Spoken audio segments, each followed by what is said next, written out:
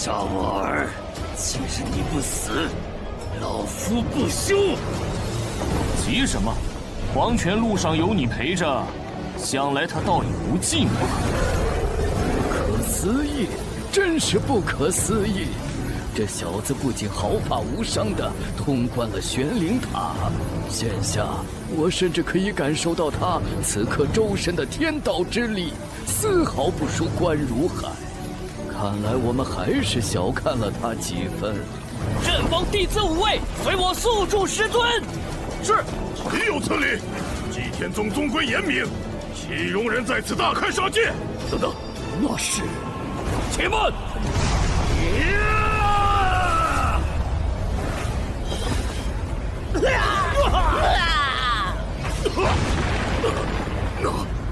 那是宗门禁术，九杀阵。九杀阵，不思议杀气甚重，一旦起阵，方圆百里之人，若修为不足，便极易产生幻觉，心情大变。我好像看到我太奶了。杀！我杀了你！我的头要炸了！关如海，还不快住手！九杀阵乃祭天宗禁术，你竟敢私自修炼！原本我还不想这么快出手，但今日我儿之仇必报，这祭天宗也是时候易主了。你不误！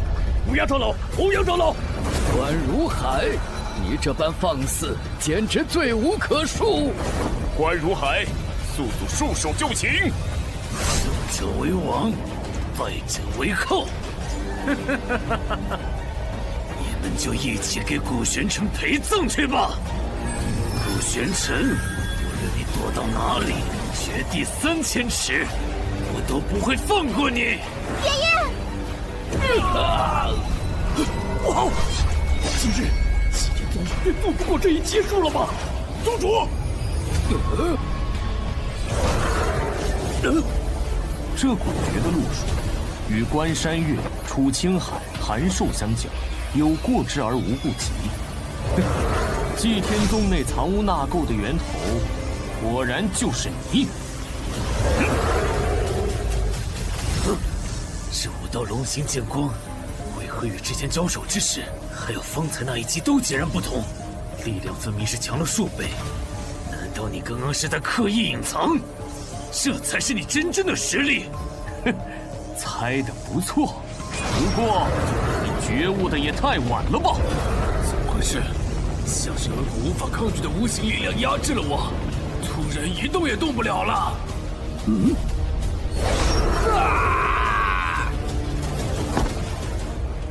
都结束了。刚刚发生了什么？我好像也没看清啊。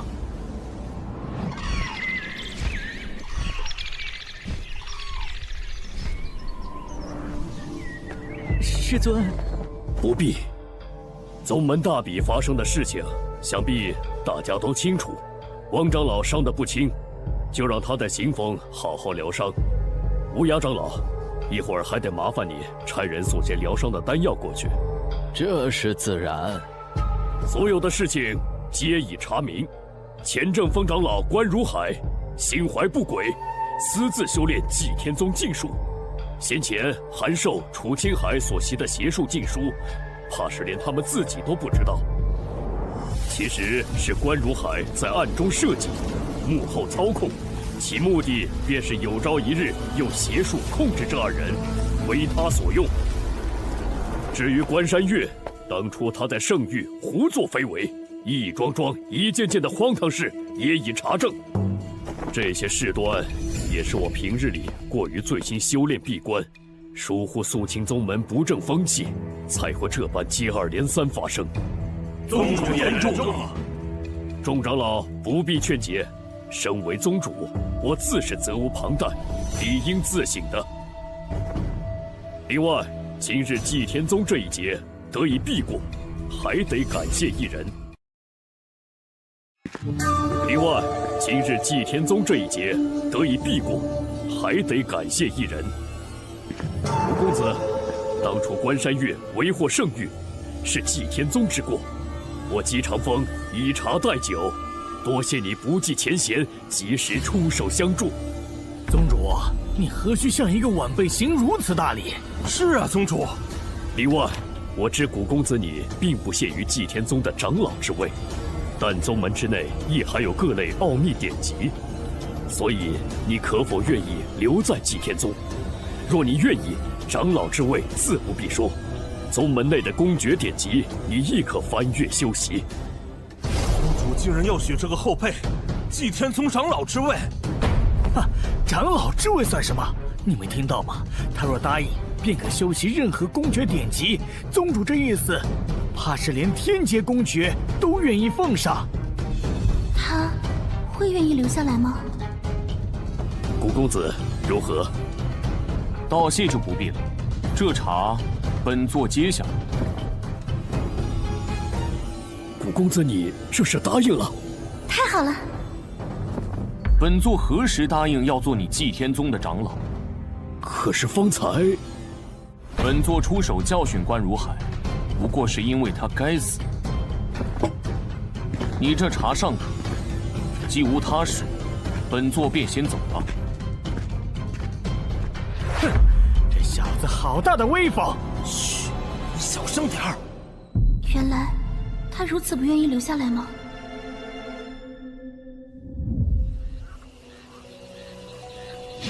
自来到无上神界，还不曾听闻本座其他徒儿的消息。说来，也不知小世界中的大家如何了。为何突然震动？莫非这小世界是感知到本座修为的进一步提升，开始苏醒了？进去一看便知。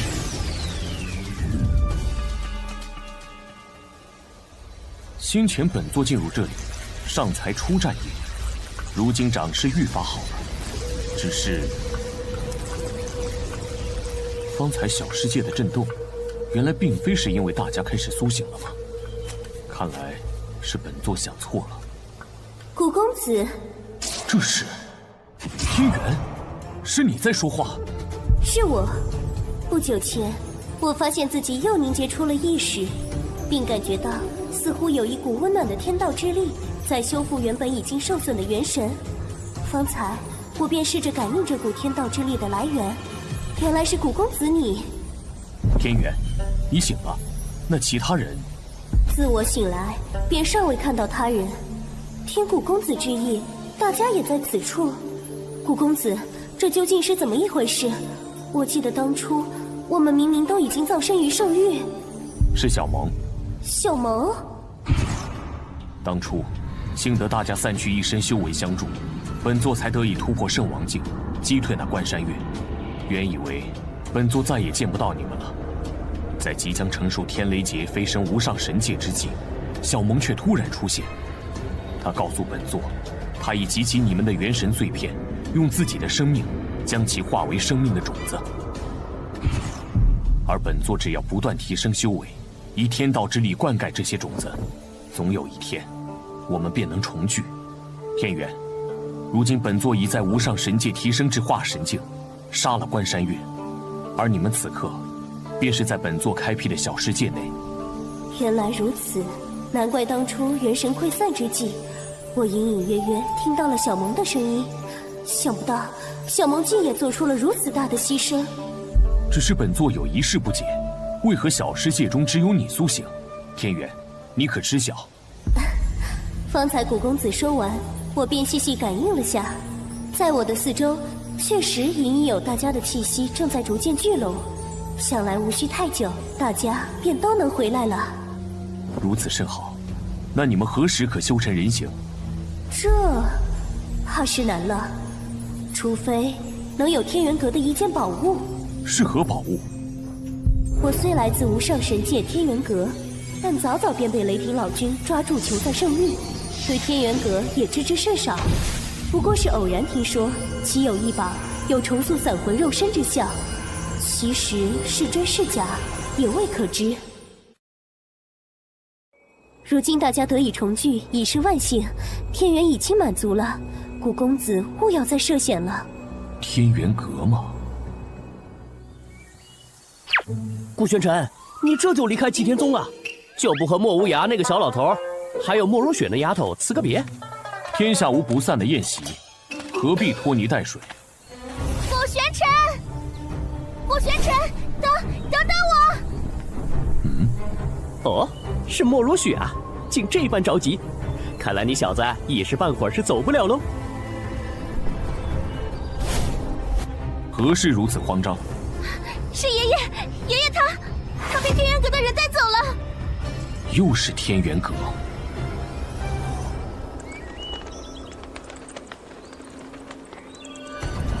在这无上神界，世人皆知我祭天宗是一大宗门，但其实还有一天元阁已悄然崛起。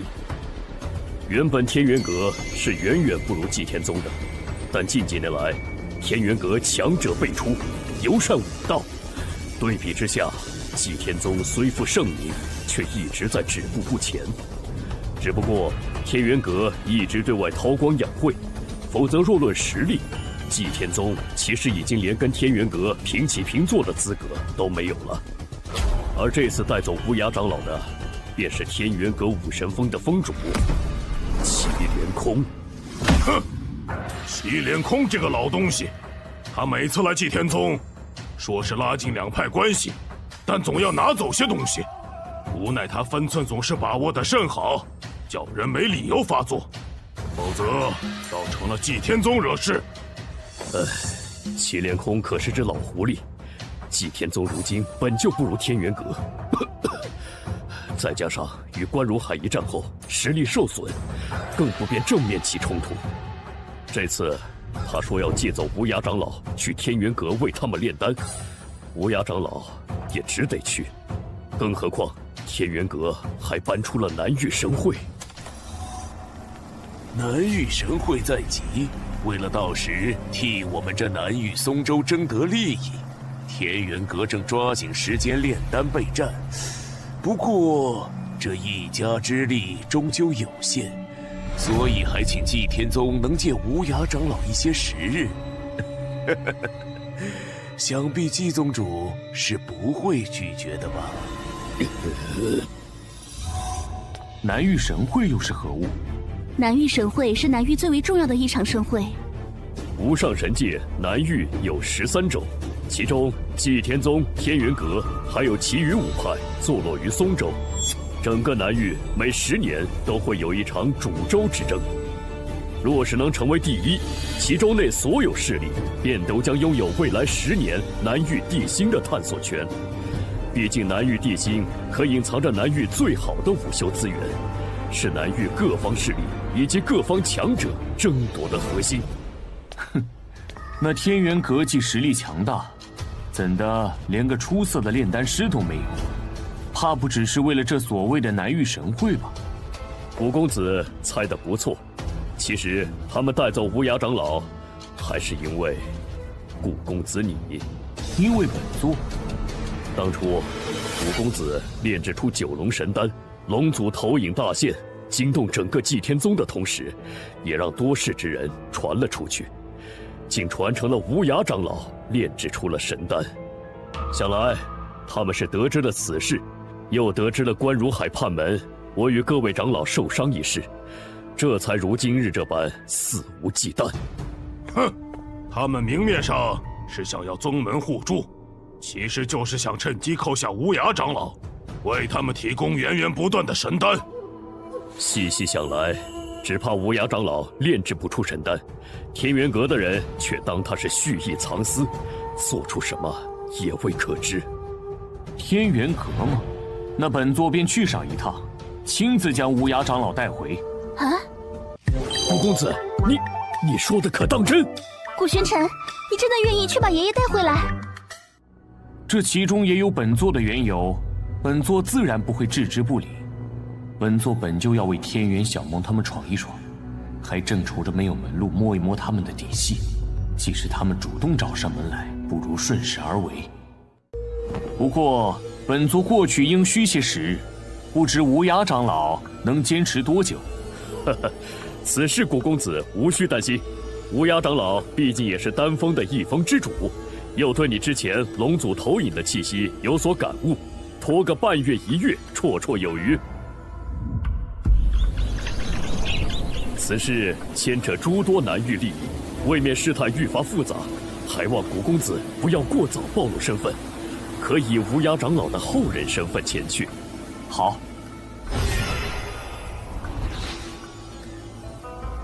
古玄尘，爷爷，你们一定要平安啊！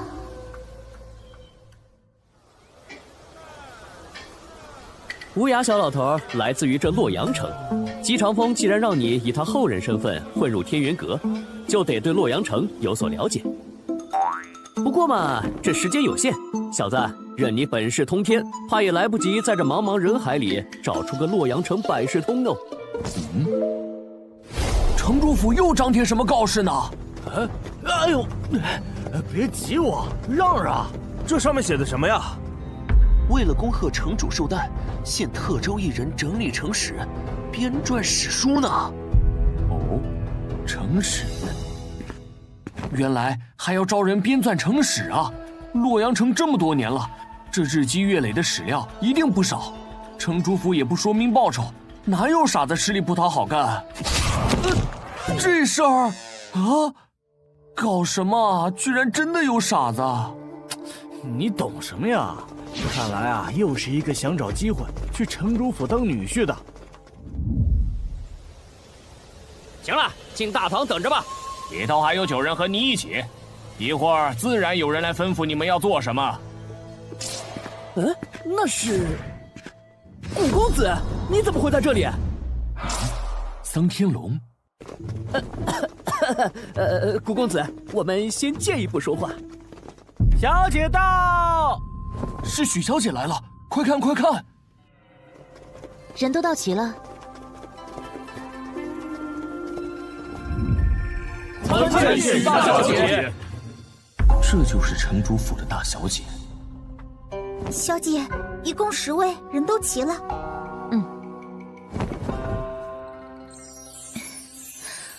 我美吗？美！许小姐，你实在是太美了呀！何止啊！许小姐容颜倾国倾城，哎呀，应说是仙子下凡才对啊！哼，倒让这几个马屁精抢先了。送这几位客人离开。许小姐，你这是为何？是啊，许小姐，干嘛突然赶我们走？编纂史书需凭心经气之人哟。3位，那就请吧。幸好方才差点就上去了。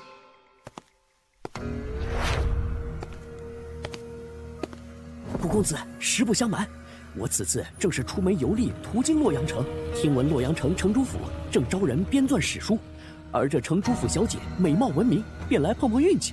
不过，嘿嘿，要是古公子也看上了这许小姐，我自然不会跟古公子抢。本座对她没兴趣。哎，这是真的？那你……几位公子特意来做客，城主府也没有什么好招待的，飞燕便为大家抚一曲吧。4星琵琶，4星琵琶，这不是许小姐的宝贝法器吗？听说这4星琵琶的音波阵法会使人在不知不觉之中陷入其中，无法自拔呀！这弹曲为何要用法器？看来这一曲不是那么好欣赏了。献丑了。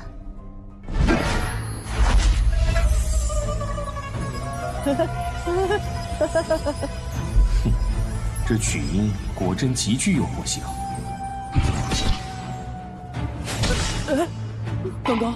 刚刚我不是回到清齐国做大官了吗？顾公子，方才我想必是进了这曲音的幻境之中，多谢你捞了我一把。这曲音乍听之下，仿若涓涓细流在诉说故事，实则那一道道纵横交错的阵纹，无时无刻不在演化着精妙的阵法。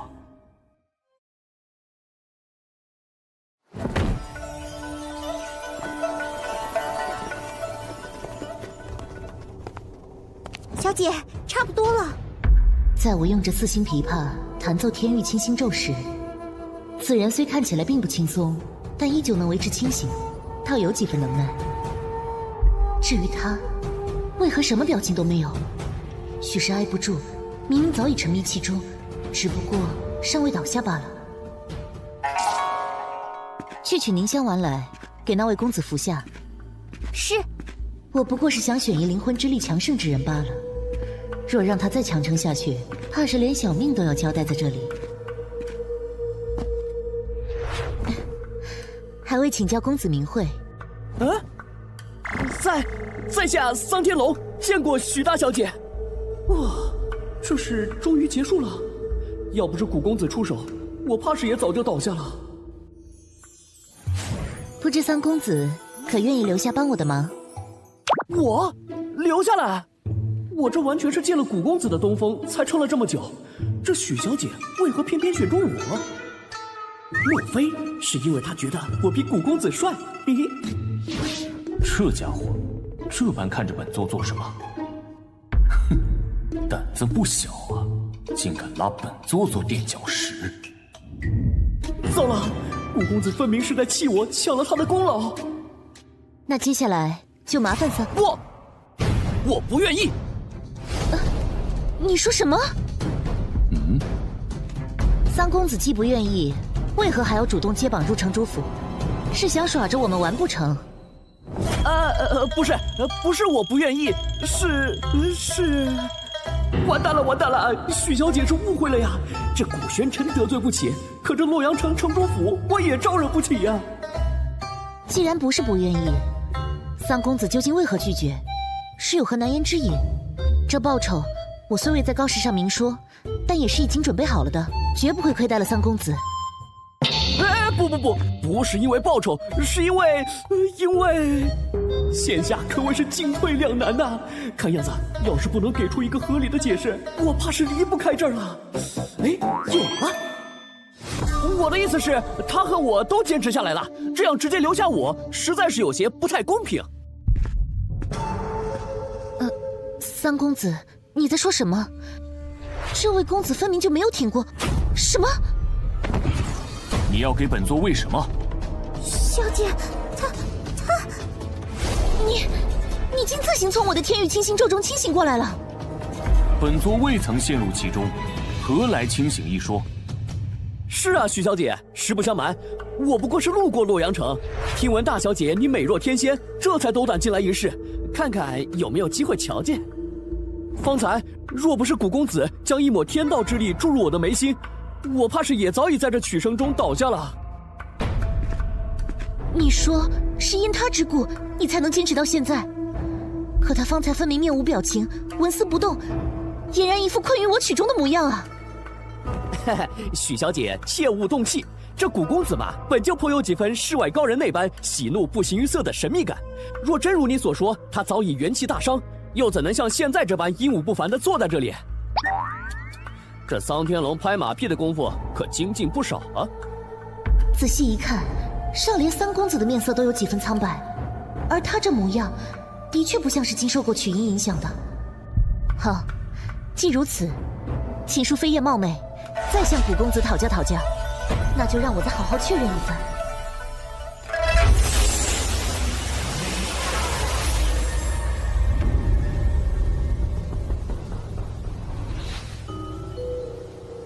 许飞燕营造的新幻境，竟是一片竹林。碧海年年，试问曲，冰轮为谁圆缺？何来诗词之声？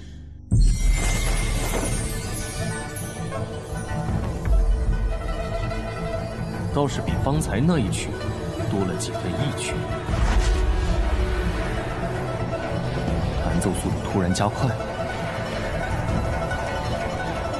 在急促的曲音之中，本座感受到有一股凌厉的天道之力正在形成。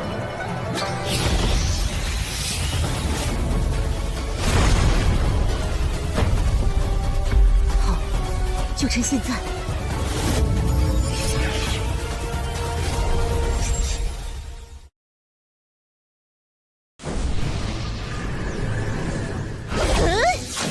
这位公子，看来你是要输了。是吗？许大小姐，是不是太自信了些？什么？他竟然还没被我这曲音迷惑！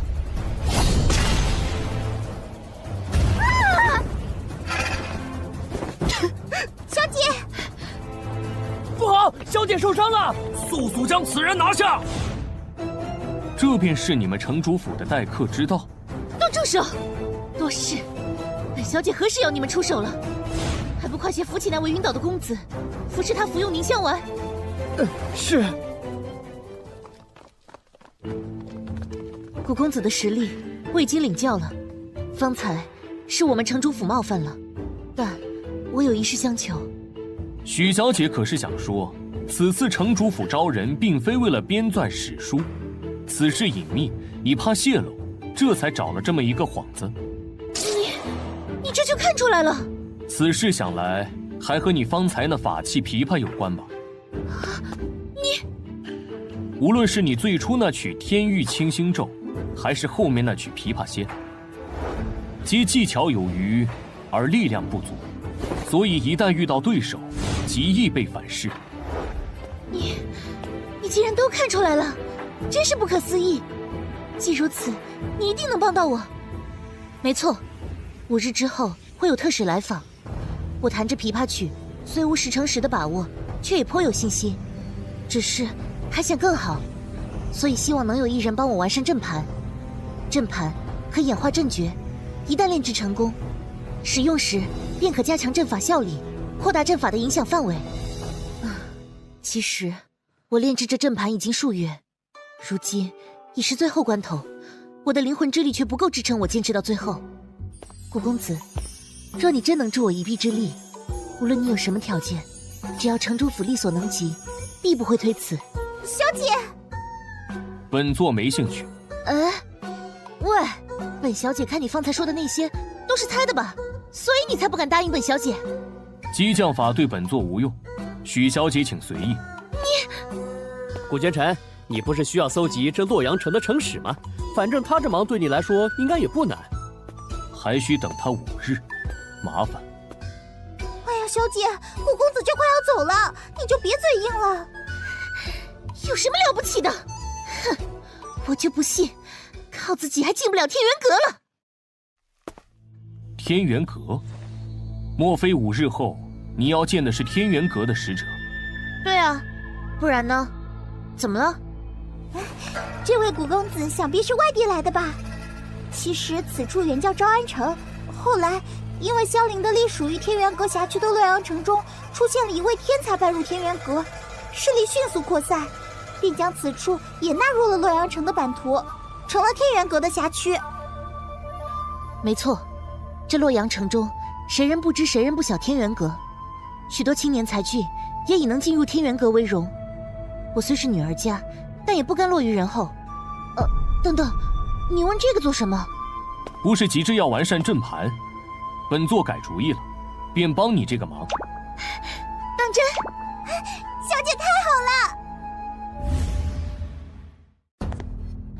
到了，这里是我们许家的炼器石室，那便是我尚未炼制完成的阵盘器胚。喏，你先看一下这个阵诀，不需要理解，只要能熟悉就好。喂，你干什么？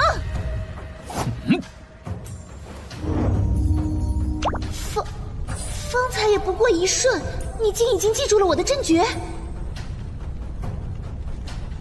这行云流水的模样，仿佛这阵诀他早已写过千百遍一般。果然，炼制器胚与炼丹颇为相似，都是将各种材料融合在一起，便能初步成型。且这些蕴含着力量的材料，在融合之时，或许会有一些偏差的，但只要这个偏差不是太大，便不会一直相斥。他这寥寥几笔，看似漫不经心，却可敌我数日之力。在这五上神界，阵法师的等级按照从低到高排，分为1至5星，5星即为顶级阵法师。你是阵法师？若不是阵法师，他根本不可能画得这么纯熟。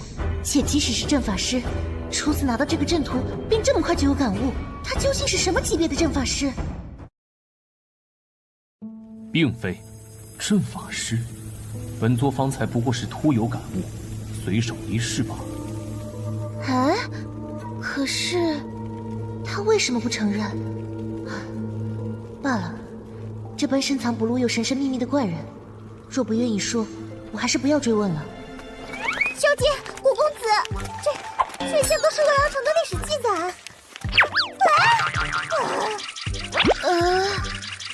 你愿意帮我，唯一的条件就只是需要这些典籍。若你还有其他要求，不必客气，大可以提出来。足矣。那好吧，既如此，我也不打扰你了，你便专心在此炼制阵盘吧。小翠，我们走。还真是个怪人呢。依照着许飞燕原本的阵诀继续下去，即便是助他完善，依旧是有所不足。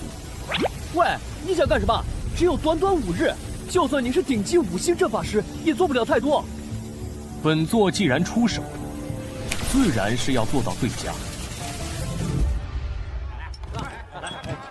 恭喜恭喜啊！贺喜许城主300岁寿辰。天龙兄，听说你今日寿辰会有天元使者来，真是羡煞旁人呐！傲天兄客气了，不过是许家曾有先祖进入过天元阁，蒙因于那一系弟子的照顾罢了。天元使者到！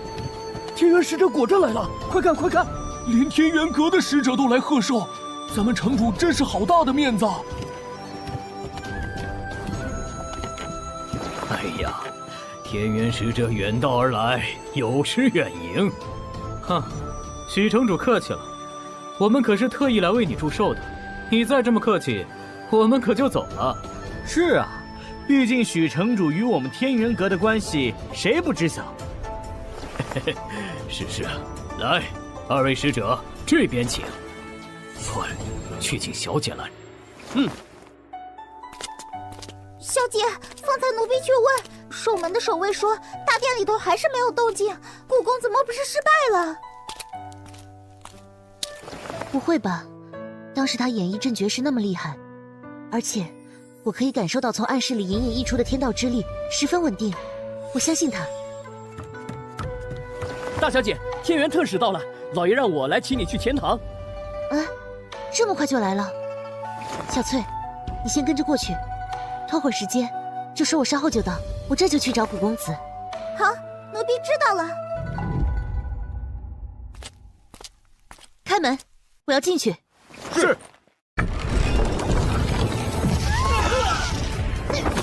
出什么事了？无事，不过是本座方才小试了下这阵盘。太好了，原来你已经炼制成功了。想不到我这阵法完善过后，威力竟如此强。等等，这阵盘上的阵法气息，似乎不是源自于我要你完善的那份阵诀，你擅自改了。不过仔细感应，似乎比我原先的阵诀有着更浓郁的天道之力。只是，这和我的4星琵琶弹奏出的曲调能契合吗？一试便知。好，果真不俗。你说什么？小姐说她稍后再来，简直是胡闹！这丫头真是越来越不像话了。老夫这就亲自去看看，她到底在忙些什么。老爷，怎么响起了琵琶之音？这是飞燕弹的。早就听说许小姐精于琵琶，此曲只应天上有，人间难得几回闻呐。许城主，寿宴开启之前，许大小姐先以琴声传道，实在令人佩服佩服。正是，唯有昆山玉碎，芙蓉泣露，堪比可拟。许城主大恩，我等感激。许小姐的琴技高超，曲中所含韵律可谓是精妙绝伦呐。特使谬赞，小女琴艺不精，见笑了。原来飞燕这孩子是想先以曲音吸引特使注意，我这个当爹的还真是错怪他了。诸位客气了，今天大家肯赏脸前来，那是看得起我许天龙，能回馈大家一点也是应当的。说来，飞燕何时精进得如此迅速？连天元阁的这2位3星阵法师都如此夸赞，看来今日倒不用费力气引荐了。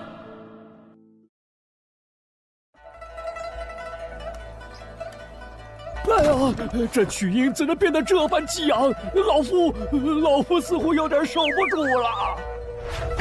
是啊，我的头好痛。许城主，你家这是？哎呀！来人，速取凝香丸给大家服下。这曲音之中的天道之力太强，境界高的人尚且还能运转公爵扛住，境界若是不够，又未服用凝香丸，根本承受不住啊！飞燕究竟是想干什么？再这样下去，是要团灭所有客人呐！特使，这阵诀与我的4星琵琶竟这般相似，仿佛就是为了契合它发出的每一个音律而生的。精彩，实在是太精彩了！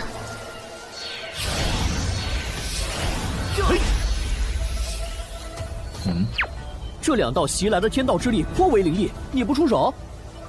无需。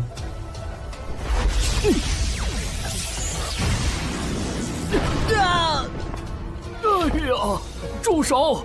飞燕，你还不快住手！啊，爹！啊，2位特使可有受伤？小女实在是太胡闹了，我定会狠狠教训她。天元阁特使怎么来后院了？而且还是这般狼狈的模样。糟了，莫非……飞燕见过2位特使，刚才因为一时有所感悟，未能控制琴音，冒犯了特使，请特使见谅。无故袭击天元阁特使，若是传扬出去，怕是爹爹这城主之位都得丢了。许大小姐天赋非凡，修炼感悟，这是人人都有的情况，何罪之有？是啊，幸好这许天龙及时赶到，否则若真被这小丫头给伤了，未免也太丢天元阁的脸面。我们寿也拜了，寿宴就暂时不参加了。不过关于许大小姐，我们倒有一事想再谈谈。是，我和飞燕这就带2位使者去客房休息。咦，看来我这是因祸得福，进入天元阁有戏啊！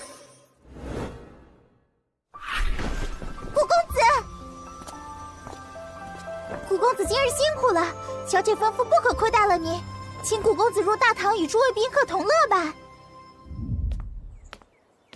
诸位，方才是大小姐有所感悟，影响到大家了。老爷带2位特使去歇息了，特地嘱咐老奴带话，向诸位宾客致歉。哈哈，城主言重了。许大小姐能在2位特使驾临之际有所感悟，乃是许大小姐的福分呐。翠姐，哎，有人叫我，古公子稍等，我去就来。啊，那不是之前与我们一同参加比试的小子吗？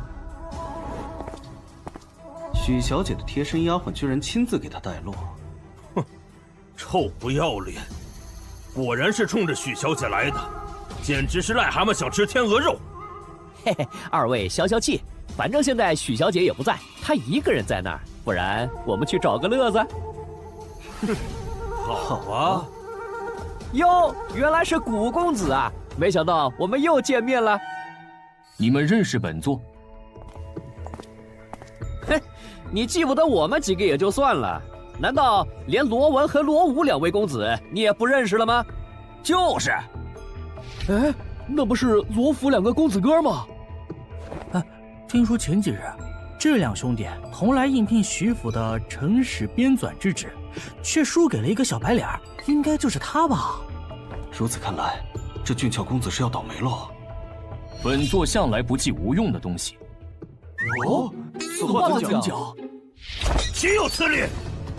我倒要看看你有什么资本说这句话。今天若不把你打趴下，我们兄弟俩就从这洛阳城消失。是这兄弟俩的绝招，天旋地转。哇！头好晕啊！天旋地转一旦出招，便会形成极强的灵气漩涡。幸好我早有准备。要知道龙文龙武本身境界虽不高，但二人一旦合体出招，其力量堪比化神境后期啊！死招你必败无疑，受死吧！好！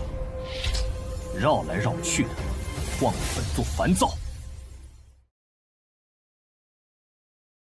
等等，这是……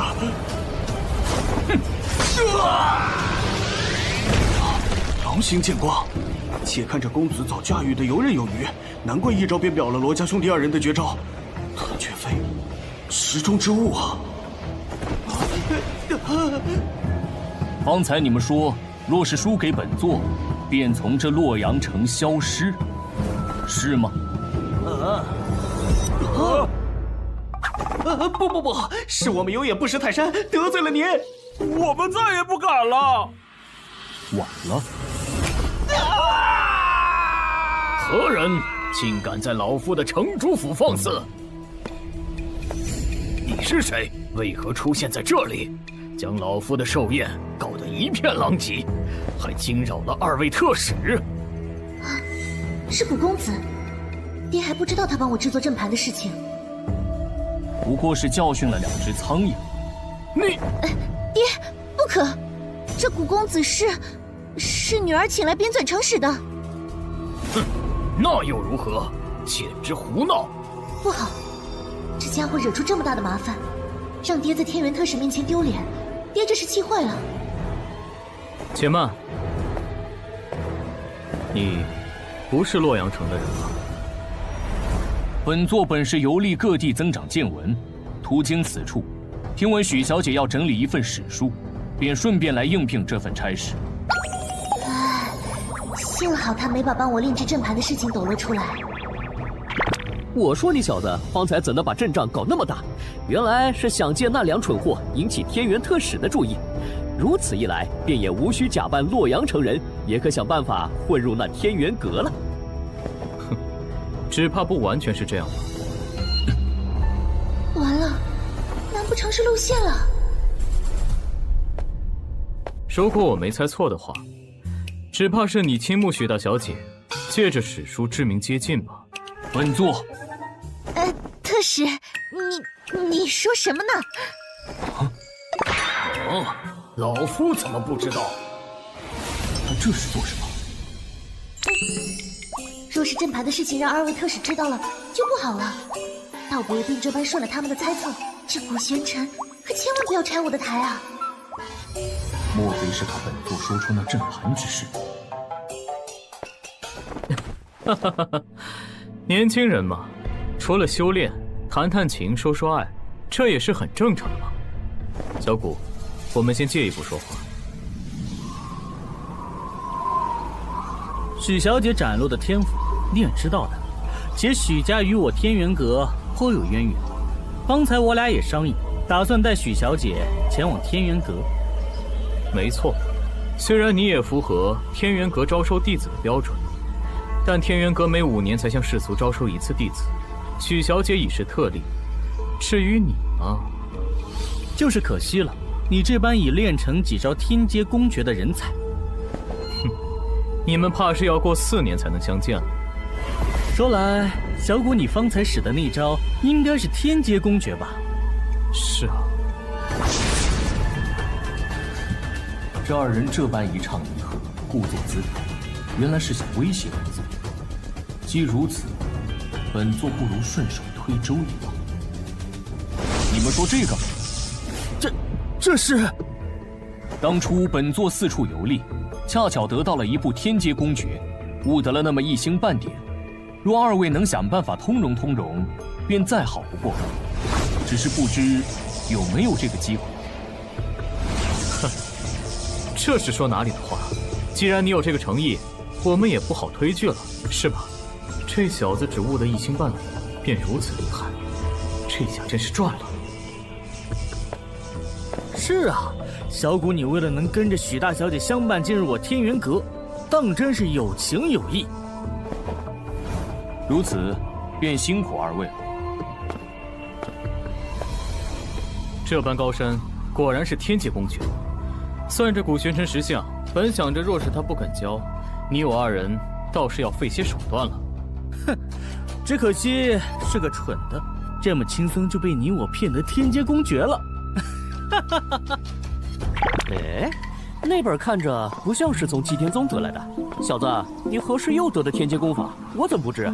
哦，不过是本座闲暇时随意写的心得罢了。哼，你小子！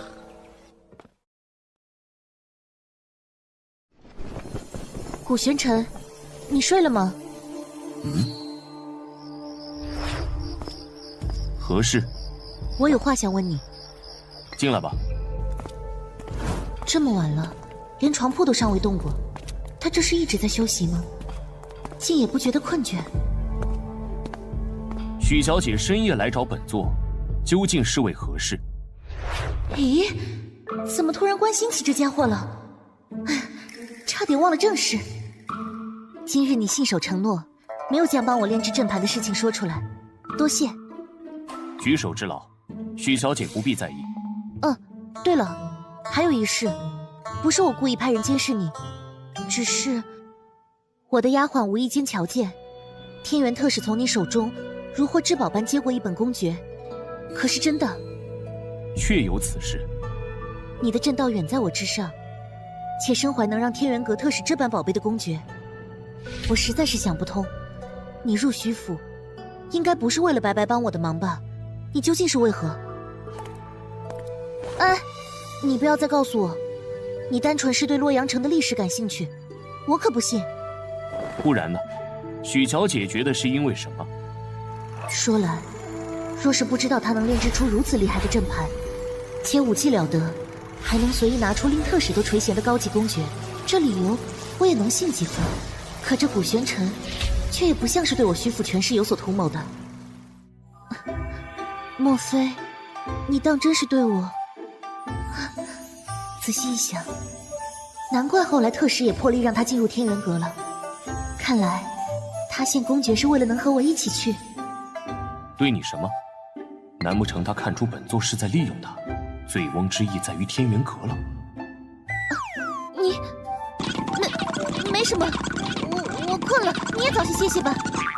奇怪，就算是看出来了，他反应这么大又是为何？两位特使，我先去和父亲道个别。去好好道别吧。以许小姐的天赋，注定是要进阵风，将来你们1个月能见上1次就不错了。不知天元阁有哪几峰？天元阁内峰中，除了主峰，还有武峰、正峰、丹峰，而余下的则统称为综合峰。掌管主峰的自然是阁主。主峰之下的几大峰，每一大峰都有一位峰主统管。正如大峰之下有许多个小峰，峰主之下是各峰长老，不同小峰由不同长老各自管理。其中，长老中修为相对突出的，一般又称为核心长老。总之，每一大峰只有一位峰主，但可以有很多位长老和核心长老。具体的，等许小姐来了，我们路上再细说。等到了天元阁，我们会引荐许小姐入阵风。至于你，去武峰最合适不过了。这小子将来若是在天元阁混好了，我们可有引路之功。没错，不仅能向宗门讨到不少好处，更重要的是，与他的这份交情。武峰。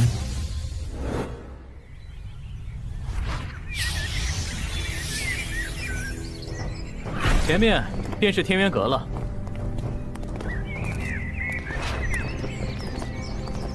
来了。参见周长老。怎么回事？这才刚到天元阁，还没来得及将他们引荐给几位长老，周长老怎么就已经等在此处了？你是洛阳城城主许天龙的女儿许飞燕吧？就是你将琵琶曲音和法阵相结合的？是的，这位周长老竟知道我。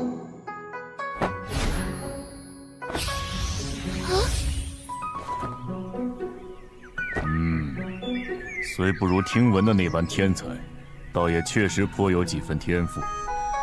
你可愿意入阵风，跟着我潜心修炼。是，飞燕拜见师傅。好。我不是在做梦吧？百事竟如此顺利。至于你嘛，我收一个也是收，顺便也收下你吧。周长老，其实那个，周长老，你刚收一个爱徒，这就再收一个，未免也太累了吧？哼，我看这小子骨骼惊奇，与我武道更有缘，还是跟着我入武峰吧。哼，为我们天元阁培养优秀弟子是何等荣耀之事，我岂会觉得累？倒是江长老你呀，听说上次新进武峰的那批弟子里，可有好几人是拜入在你的门下，你才更累吧？哼哼，周长老说笑了，毕竟能者多劳，待周长老熬成阵风的核心长老之一，想必也能多收几个弟子了。融合！哎，吵，有什么好吵的？哼，大白天的扰了小老儿的清梦。哦，秦长老，你怎的又喝成这副模样？再这般下去，你们丹峰怕是连你的位置都没有了。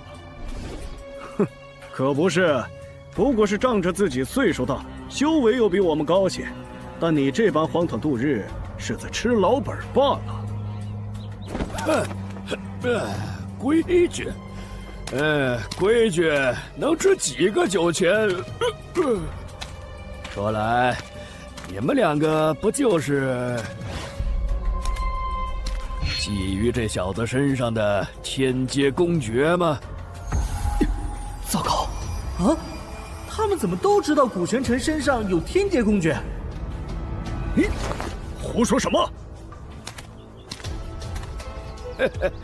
喂，小子，这俩家伙是因为知道你的公诀踏印在密轴之中，心怀不轨。哦，此话怎讲？毛头小子，连这都不知道。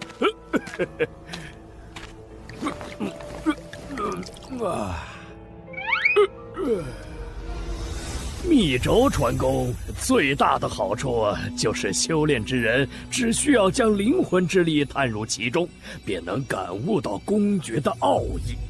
但每一次有灵魂之力探入，密轴的承受力就会变得更弱。没有人知道密轴会不会在下一次被读取之后便力量耗尽而毁掉。这两人这才争着收你为弟子，想第一个查阅。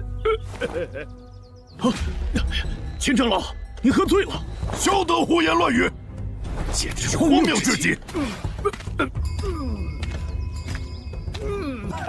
好酒，此人倒是有些意思。阵风和武峰，你可有想去的？若是你来阵风，你我或许便可一起修炼了。但我又觉得，以你的能力，若是不去武峰，着实可惜。来阵风吧，你们既然认识，也好做个伴。还是来武峰，你纵有天阶功法，无人指点，也只能习得1、2分，不得精髓啊！阵风，武峰，阵风。本座什么？本座要入丹峰。啊？什么？别挡路，别挡路！老夫对收你为徒并无兴趣。小子，你算是找错人了。那可未必。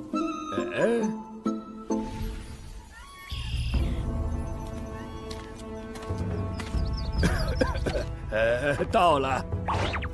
小子，你方才答应老夫的呢？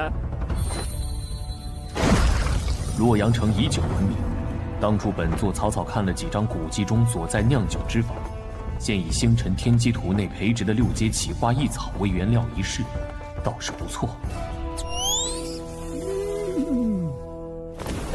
这是你的身份令牌，你可自行了解下丹方。这是分发给天元阁弟子的丹药，我每3个月自会给你一次。接下来你就自便吧。好久啊！今日老夫便不醉不休。哎，你小子也有栽跟头的时候，竟认了个糊涂酒鬼当师傅。说来，你身怀天阶公爵的消息，也是在洛阳城那会儿自己提前散播出去的吧？只是他俩分明对你势在必得，却也肯放你跟着老酒鬼。你当时在他们耳边说了什么？实话实说，本座只是坦言，早已把那部天阶公爵给了天元特使。好一招过河拆桥！那2个狗屁特使贪得无厌，这下倒是白忙活一场了。不过，想必你也知道，他们介入天元阁一事图谋你时，其实已动了杀心。所以，我想你说的应该不止这些吧？无他，只是说了本座交出去的其实是2部天阶公爵罢了。修远、明空，你们竟敢不报宗门，私藏天阶公爵！说，另一部呢？还不快交出来！顾先生他胡说八道，他分明只交了1部，他一定是包藏祸心，对我们天元阁图谋不轨。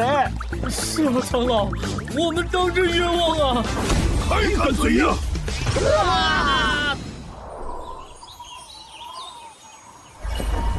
看来，此处便是所属丹峰的云淼峰了。天元阁既然想要无涯长老炼制9龙神丹，他自然是在丹峰。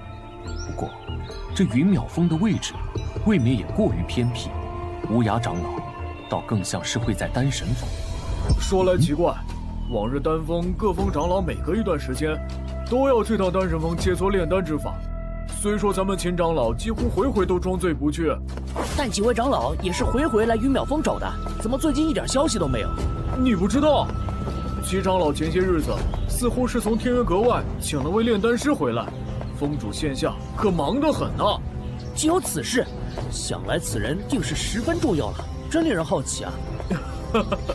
你若是想知道，过了云兽岭去丹神峰打听打听不就行了？快别说了，云兽岭本是我们丹峰种植灵草、养灵兽之地，但听说最近有几个入了云兽岭采草药的还未曾出来。啊，此事当真？这也太邪门了吧！会不会是误传？这我就不清楚了。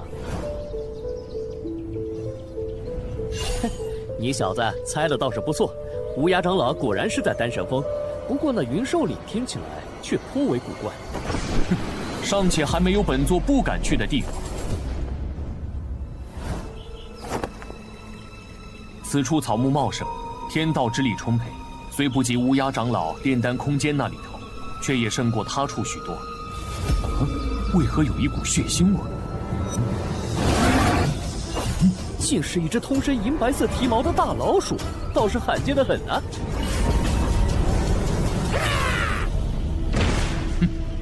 喂，你方才使了1成力都不到吧？这个云兽岭的灵兽，未免也过于不堪一击了吧？方才的血腥味果然源于此。这灵兽腹部的剑伤还未愈合，应是受伤不久。如此说来，这附近还有其他人喽？不仅如此，他方才那般疯魔要杀本座，怕是把本座当成了伤他之人的同伙吧？你是什么人？你竟杀了我们的银月鼠！你们的银月鼠？当然了，之前我们遭遇恶战，还是小白替我们引开那头强大的灵兽，我们才得以逃脱。没想到小白最终没有被那灵兽所杀，却惨死在你的手里。哼，看你这一身衣服，现下又敢独自来云兽岭，怕是不懂规矩的新人吧？规矩？你们想如何？还没开始讹他呢，这个冤大头头颇有觉悟。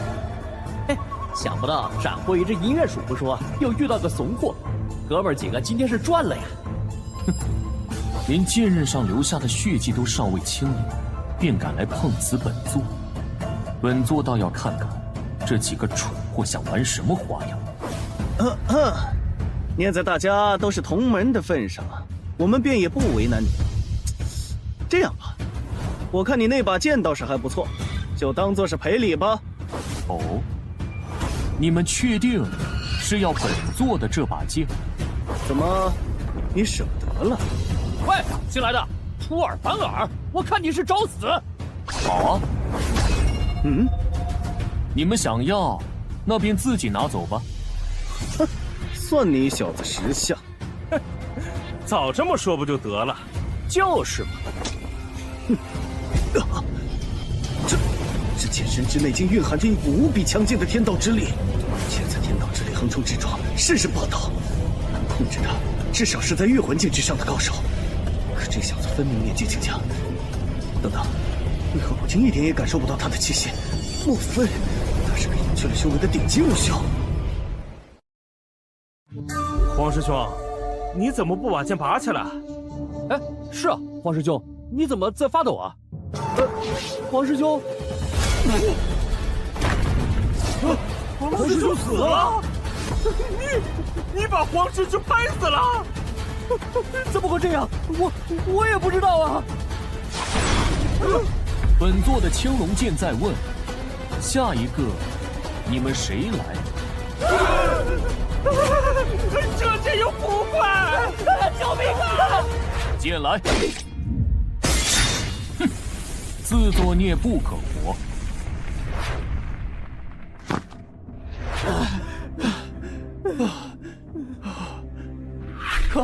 可以了，想来那人不会追上来了。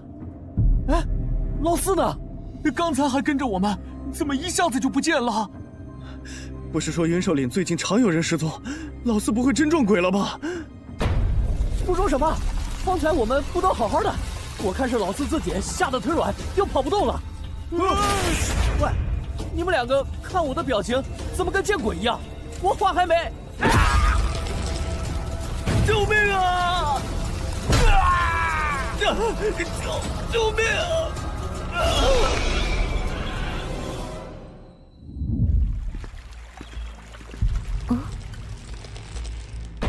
鬼鬼祟祟的东西，找死！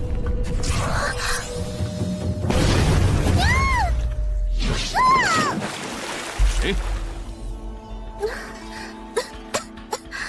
哎呀，不好，被发现了！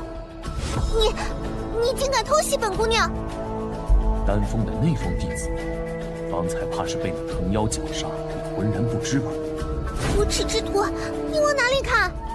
本座对你并无兴趣。站住！谁让你走了？本姑娘看你是敬酒不吃吃罚酒。这是九幽岩边，其火称为九幽天火，乃是天地初开始冥界精华凝聚而成的天火。这种天火拥有着远胜人类本身道火的力量，分散在无上神界的各地。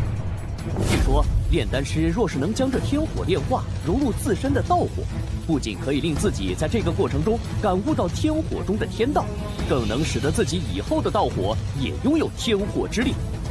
这法器倒是尚可。好快的速度，竟连我的九幽岩边都没有碰到它分毫。你跟了我一路，本座都未和你计较，现在倒是倒打一耙了。分明是你杀害同门在先，云兽岭连日来失踪的弟子，怕是和你有关吧？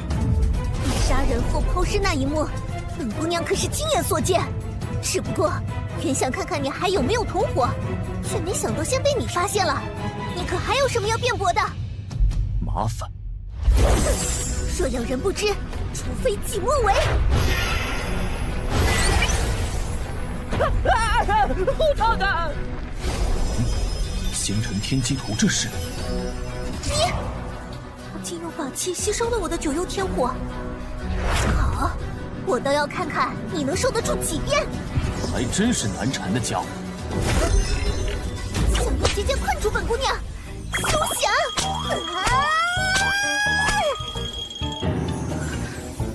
这姐姐竟闻思未堕。本姑娘技不如人，落入你的手中，你要杀便杀吧，反正等姚姐姐知道，定不会放过你的。什么情况？你所见之人，乃是他咎由自取。至于其他人的死，更是与本座无关，言尽于此。信与不信，自便。喂，你等！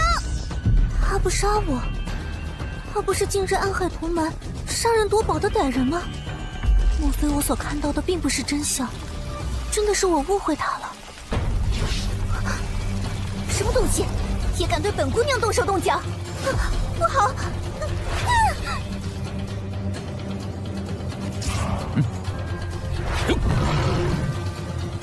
先前让你侥幸逃过一次，真是不知死活！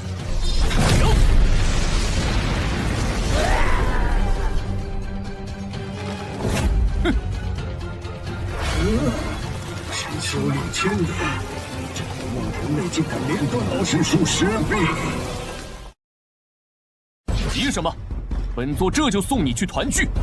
慢着，一起看看谁在老神手中。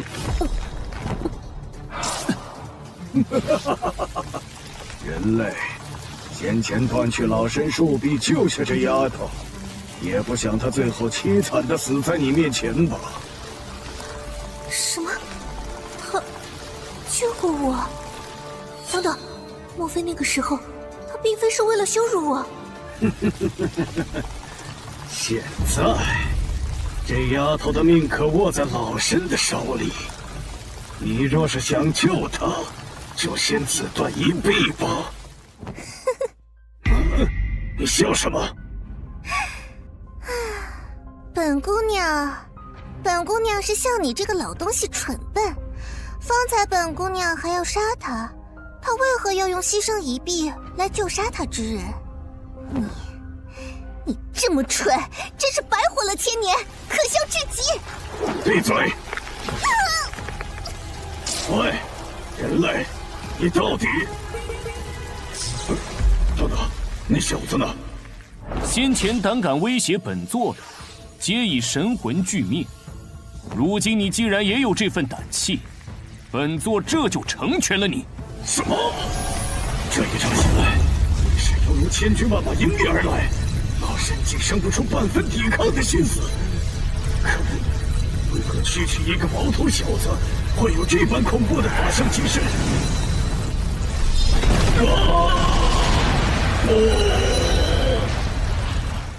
我已经死了吗？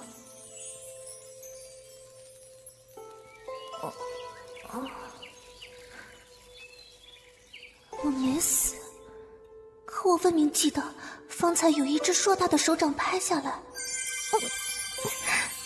什么东西，好刺眼啊！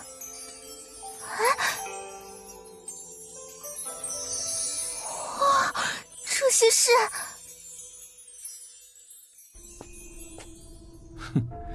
看来这棵千须藤树是依靠伪装禁锢人、吸收人的血肉来壮大自己。在这个过程中，人一旦被拖入它的树干，独立空间便会随之进去。等人死后，在它不断消化的过程中，独立空间又会再度出现。那时里头的药材、丹药一类，便也顺理成章地被它吸收成了自己的力量。而除此之外的矿石、法器、公爵等资源无法消化，自然也就沉入他的身体之下了。不过这么多东西，还是没有可堪比本座的青龙剑的。太好了，是我的九幽岩鞭，这些分明都是丹峰弟子的东西。哎呀，如此看来，还真是我误会了他。哪里走？咦，这是千须藤树的树精？没错。且看品阶，这棵树精凝聚了母体1000年修为，可谓是顶级的武修资源。此物倒是尚可。对了，我叫陈雪，是丹神峰的弟子。原先是我误会你了，还以为你是个杀害同门的惯犯，所以才想要出手教训你。可你一个新弟子，修为为何竟这般？你是丹神峰的弟子？小雪，哎，原来你在此处。我刚入云兽岭，便瞧见一股杀气极盛的天道之力。如何？你可有受伤？瑶姐姐，你怎么来了？别担心，我好得很。方才我不慎被千须藤树所伤，多亏他救了我。千年千须藤树，云兽岭本就是丹峰一处天道之力丰沛的灵地，自然也不乏一些花草修炼出灵石。但千年树林堪比御魂境后期的武修，岂是能轻易对付得了的？还有这些资源，也是他斩获的。莫非？我叫思瑶，同小雪一样是丹神峰弟子。莫非公子是从洛阳城过来的？正是。哎，瑶姐姐，你是怎么知道的？听说天元特使从洛阳城破例带回2位颇有天赋的弟子，其中一位更是身怀天阶公爵，想来应是这位公子。那个现天阶公爵的原来是你啊！公子既出现在云兽岭，便是入了丹峰，只是不知是丹峰哪一峰。云淼峰。难怪。这是何意？你不知道，师尊他其实原本也想往外峰去看看这带来天阶公爵的新弟子有何能耐，却不料一早就被炼丹的事情耽误了。结果等他终于得空出门回来时，脸却黑得像锅底一样。我这才明白，原来你是被他的死对头秦长老截胡了。小雪，不得无礼。公子莫见怪，小雪向来口无遮拦的。我就是实话实说嘛。对了，瑶姐姐，你怎么知道我来了云兽岭？你没告诉师尊吧？正是师尊让我来云兽岭寻你的。你擅自离峰，回去须得好好认错。什么？师尊他老人家知道了？千须藤树一事，可能还要麻烦公子随我们去一趟丹神峰，只是不知是否方便。无妨，本座随你们去一趟。本以为入丹神峰还需费些手段，如此倒是省了本座一桩麻烦。那可真是太好了。完了完了。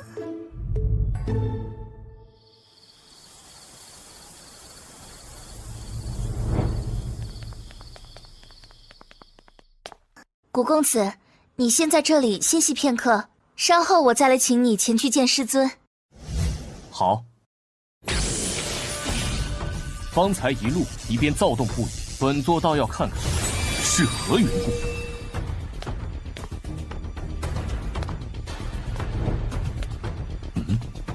这星辰天机图内为何一片漆黑？竟然连残魂也不见了。这是九幽天火，此处的九幽天火竟是黑灰之色，比那九幽岩边所携的更为精纯。这无尽的高温，仿佛要融化星辰天机图内的整个空间。但不知为何，本座竟不觉得难受。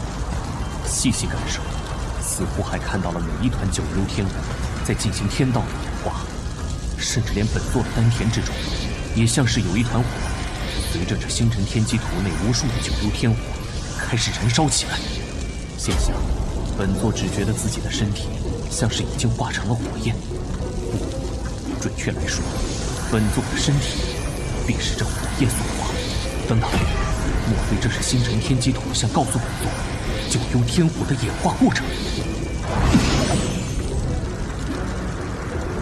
不错嘛，你小子竟这么快就领悟了这九幽天火的天道，这天赋嘛，也就比我当年稍微差了那么一点点，就是不知成效如何。去！胡闹！我好好修炼，提升境界，擅自前往云兽岭，自行去思过崖，面壁1个月吧。师尊，我2个月。师尊，小雪她知错了，这1个月一定会好好反省的。还不快去！是。师尊，您这旧伤。无碍，你方才说有事要禀报，所谓何事？云兽岭中有一棵修炼千年的千须藤树，今日小雪险些命丧他口，且我听说这几日丹峰弟子接连失踪。千须藤树死后，我在他死去的地方找到了许多丹峰弟子的遗物，应该就是因为他。竟有此事？那你们是如何逃脱的？是刚入云妙峰的公子救了小雪，我赶到时，他已经制服了千须藤树。是那个带着天劫公爵进入天元阁的弟子，他现在在何处？就在客房，师尊可要见见？哦，师尊，客房处方向发生异象。这，陪我去看看。是。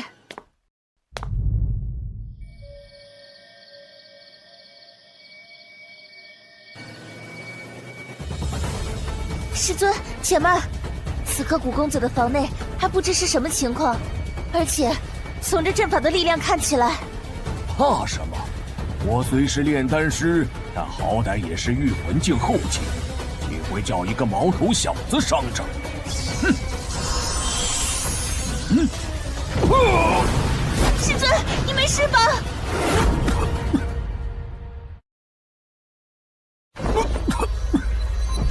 竟如此恐怖！我分明还未入阵，只是从边缘触动了下这阵法而已。师尊，师尊，怎么了？师尊他方才想开门，就突然被震开吐血了。看来是被本座方才的结界阵法所伤。先扶他进来。好。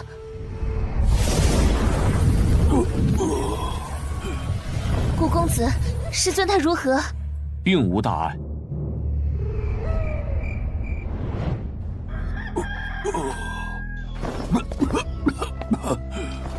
师尊，你昏睡了一夜，终于醒了。我竟昏睡了一夜吗？你一直在服用耗气的丹药。顾公子，你是不是弄错了？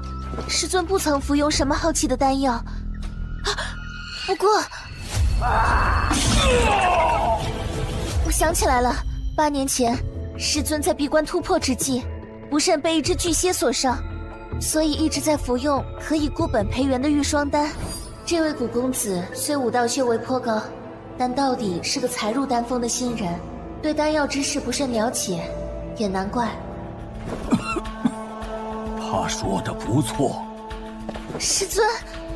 当时是我小看了那巨蝎，并未注意使之入了魔的8阶灵兽岩尾蝎，错失了最佳清毒时机，导致体内毒素无法排清。玉霜丹也并非什么固本培元的丹药，而是蝎毒复发时可以抑制蝎毒的丹药，只是长久下去，确实是会耗损元气。说来，服用玉霜丹我一向克制，你是如何发现的？你的丹田之气初探之下状似平稳，实则有长久亏损之象。师尊，你为何不早说？难道就没有比服用玉霜丹更好的办法了吗？这蝎毒实在厉害，我也怕终有一日连玉霜丹也抑制不住，毒素侵入肺腑。不过天元阁胁迫祭天宗的长老过来，倒也方便了你研究炼制九龙神丹。玉霜丹的弊端，我未曾对任何人提及，且祭天宗一事，我当初也是极不赞成的。毕竟丹道切磋，本不该如此。再者，炼制九龙神丹本就可遇而不可求，那乌鸦长老闭关也有些时日了。古公子，你有所不知，五峰的祁连空早就觊觎我们丹峰的资源，恨不得占为己有，为他所用。他这次奉命前去祭天宗带人，想必私下也少不了对那无涯长老威逼利诱。现下无涯长老虽在丹神峰，由师尊亲自照看，祁连空暂时没了机会，但他也早已假借看守之名派来了五峰弟子。总之，祁连空无时无刻不在想着怎么抓住师尊的错处，并以此引起阁主的忌惮。若是再让他知晓师尊重伤，必会有所动作，届时也更有由头派更多五峰弟子渗入丹神峰了。清毒并不难，不过事成之后，本座有个要求。你顾玄尘，我知你武道天赋极高，但我身为6星炼丹师，都尚且无法自救，你又如何能办到？本座做不做得到，一试便知。丹房在何处？顾公子，请随我来。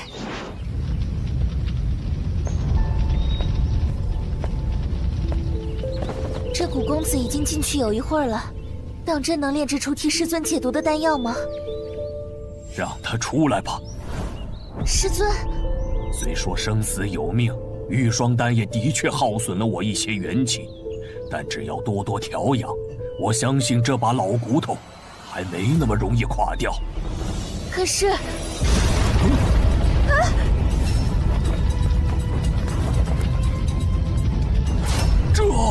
这是九幽天火，他体内九幽天火的品级，似乎比师尊你炼化给小雪那九幽岩边的还高出一截。何止高出一截，这小子的道火气息，便是连我身体里那道九幽天火本体都远远不及。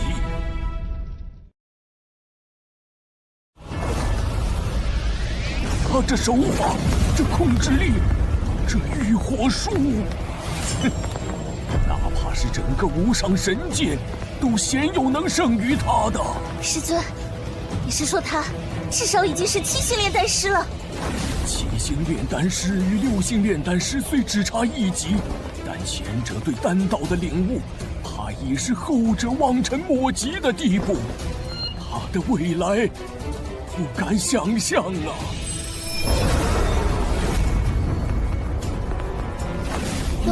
龙祖投影。好了，7文，这九幽天火果真比天道之火好使不少。顾玄尘，你是什么人？似有先前之言，这顾玄尘轻易就斩杀了千年千虚藤树，而其阵法的力量我也领教了，他的阵道造诣根本就惊人的可怕。现下就算要那祭天宗的无涯长老再炼制出一颗九龙神丹，尚且需要机遇，他竟毫不费力地做到了，而且此丹品相更是堪称绝佳。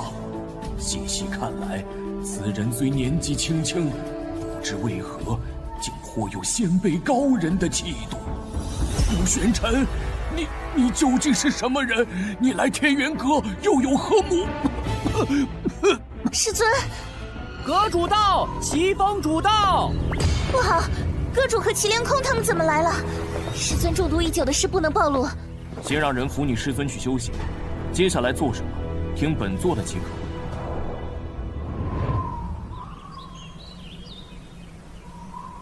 哈哈哈！方才我正在和齐峰主商讨南域神会一事，竟见丹神峰上空有龙祖投影出现。参见阁主，参见齐峰主。哎，不必如此拘礼。陈峰主呢？可是他的丹道有所突破了？回阁主，师尊他尚在歇息。至于方才那道龙祖投影，是因为我炼制出了一颗九龙神丹。哼，怎么？陈峰主这是仗着自己研制出了九龙神丹，不懂规矩了？阁主来了，他不出来迎接也就罢了，竟还让一个黄毛丫头来敷衍我们。思瑶，峰主呢？怎么只有你在丹房门口？莫非是你炼制出了九龙神丹？哎呀，昨日我还看见你带着你师妹和一个弟子从云兽岭出来。后来听说是剿灭了云兽岭的一棵千年藤树。哎，思瑶，你的功力怎的长进的这般神速啊？真是后生可畏呀！哎，这……你，思瑶，那九龙神丹当真是你炼制的？回阁主，这九龙神丹确实是我炼制的，思瑶不敢撒谎。啊，丹峰阁长老们怎么也来了？不过……来的倒是很巧，看来我还真是小看了你啊！怎么一开始不说清楚？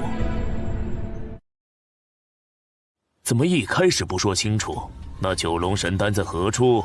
承蒙齐峰主请来了能够炼制出九龙神丹的祭天宗炼丹师，师尊近日最新切磋，也有所心得。只是师尊今日一早在炼丹房内尝试炼丹时，不知怎的出了些差池。待我破门时，发现师尊竟被反噬，陷入了昏迷。现下想来，许是因为恰好受到丹房之内的气息影响，加之心急师尊的伤势，我这才突然顿悟，小心炼制出了九龙神丹。只是九龙神丹如今已被师尊服下，四瑶虽在方才炼丹的过程中受益匪浅，但若再来一次，只怕成功的可能性并不大。炼丹师在炼制一些关键的丹药的时候，的确会被逼出一些田力。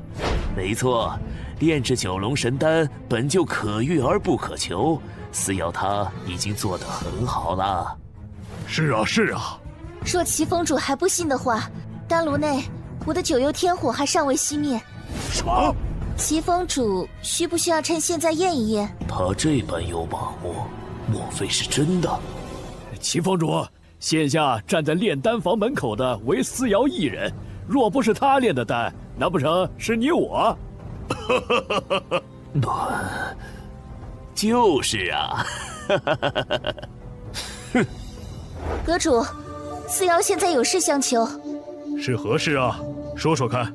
先前都是师尊与无涯长老切磋丹道，可师尊刚服下九龙神丹，还需要调养几日。这段时日，不如让我代替师尊前去与无涯长老交流，或许对我、对无涯长老以及天元阁都有益处。阁主，那莫无涯是只老狐狸，陈峰主受伤，而思瑶她未免太过年轻，我还是再派些。哼，思瑶她既能斩杀千年藤树，实力可未必低于你五峰弟子，齐峰主又何须操心？没错，而且思瑶也能炼制九龙神丹了，也不算没有资格。这正是我要说的另一件事。虽然齐峰主的担心并非没有道理，不过自现在起，丹神峰之事也不需要再麻烦五峰了。这是何意？因为正好有一个最为合适的人选，他的实力说不准各位都有所耳闻。哼，何人如此了得？他便是几日前名扬洛阳城，且以天阶公爵进入天元阁，现下是丹峰弟子的古玄尘。你就是古玄尘？听说你选择入了丹峰中缥缈峰秦长老的门下。不错，原来就是这小子被秦老头抢了先。看着倒是气度不凡，颇有我年轻时的风范。这小子，要不是我昨日分身乏术，也不会派江无风那个没用的东西去招揽他。既然没能把他招入五峰，留着就是个祸患。阁主，听说五峰前些日子招揽不少新弟子，正是需要人手教导的时候。丹神峰既然已有古师弟在，也就不再劳其他峰兴师动众了。说的也是。齐峰主，你可还有异议？阁主，这古玄尘可是不可多得的武道天才，如此我也没有什么不放心的了。好，思瑶，你炼制出九龙神丹，无论是本身对丹道的领悟使然，还是只是偶然，都是天元阁之喜。这几日你便与祭天宗那炼丹师多多交流吧。是。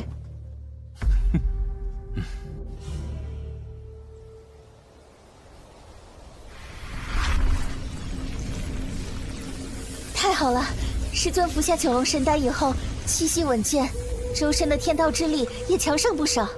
古公子，多谢你出手相助，替师尊解了些毒。我按照你的指点说了之后，祁连空不仅没能增派弟子来丹神峰，就连原本在丹神峰的那些弟子也都撤回去了。只是我也有些好奇，以古公子的能耐，根本无需入丹神峰。你和那祭天宗的无涯长老应是故交吧？罢了，古公子不便说，我也不追问了。我既答应古公子自请去与无涯长老交流心得。今夜此时，古公子若有什么想与他说的，通过此符纸传讯即可。哦，你既已怀疑本座的身份，就不怕本座别有目的，会对丹神峰不利？古公子在云兽岭中救下小雪在先，又解师尊之毒，驱退五峰势力在后。若你当真要对丹神峰不利，大可投诚祁连空，无需如此。那如此，便依你所言。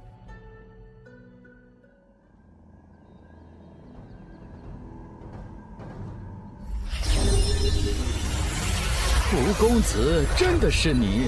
方才一位叫思瑶的女弟子过来，带来了你的消息，竟是真的。如今本座已入天元阁。难怪，其实今日发现丹神峰方向出现龙族投影后，我就隐隐有了怀疑。不过，我记得现下应该已经过了天元阁招揽新弟子的时候。古公子，你是怎么进来的？入天元阁并不难，你在天元阁可有遇到什么麻烦？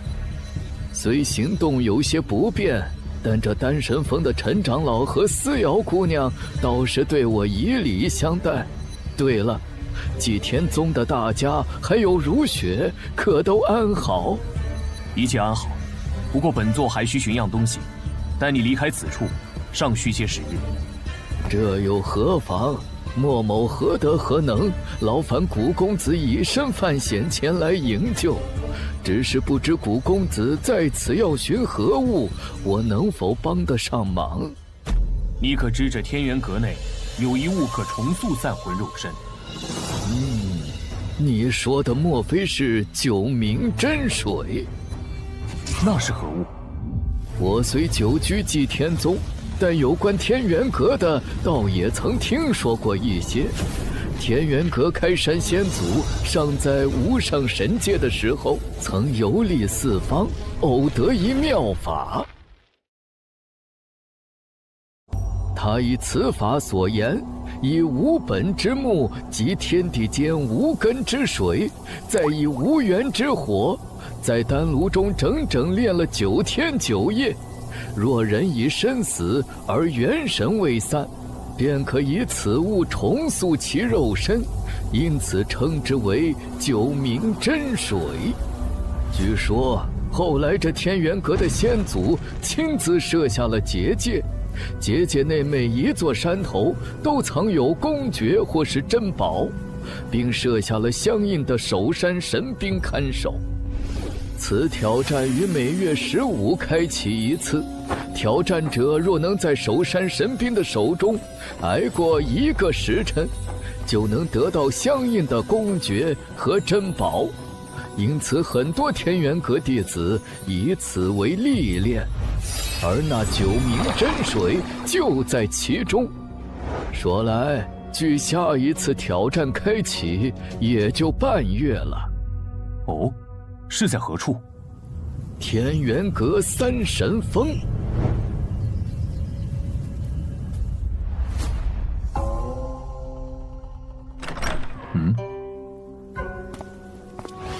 古公子今日是要去三神峰，思瑶师姐心下走不开，特嘱咐我来引路。天元阁各峰虽各有各自的禁制，但阁内也有不少公共的区域，毕竟弟子们也只能拜入其中一峰。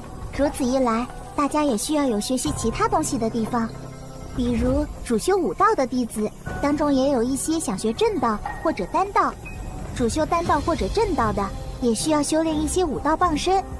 而这三神峰就是一个面向天元阁众弟子开放的，可供众弟子获取资源的修炼圣地。这天元阁倒是很看重弟子的各项能力，如此看来，能一跃崛起至威胁到各宗也不奇怪了。古公子，我们到了，这里就是三神峰了。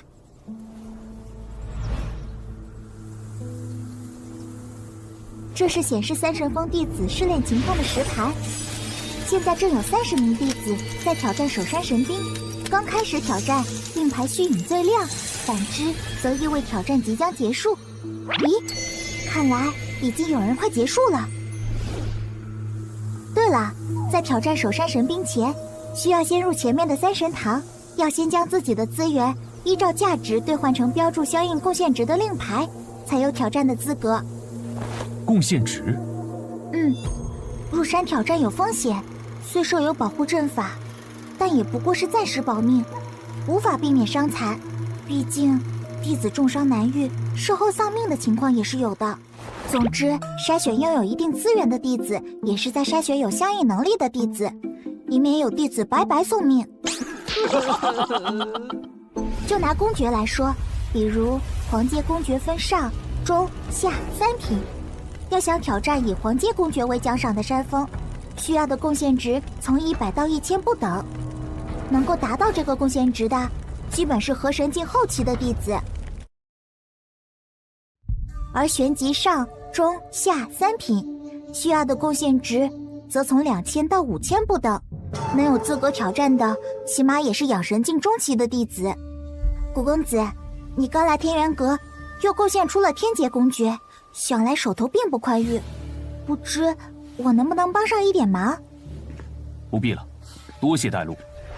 哎，我要兑换贡献值！喂，别挤啊！什么？有没有搞错？4星的银甲铁衣才值80贡献值。下一个，到我了！哎，看什么看？走开！今天大丰收，还不快麻利点，先给我兑换贡献值！看，是黄石，怎么是他呀？走，一边待着去！我走。人们，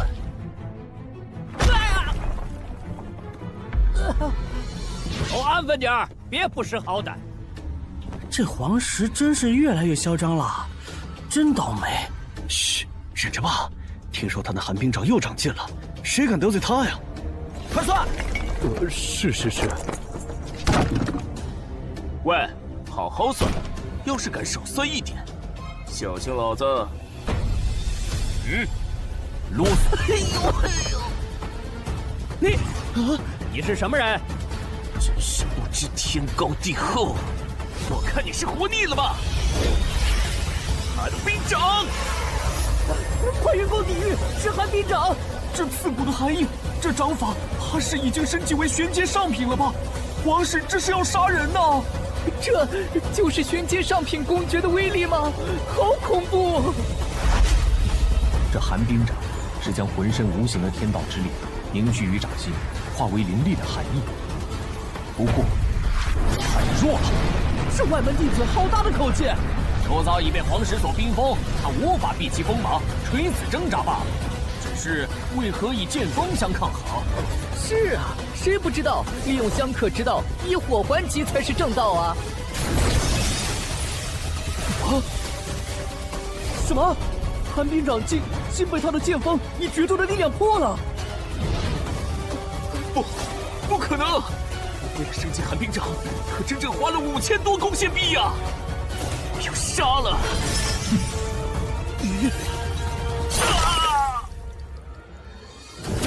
黄师兄，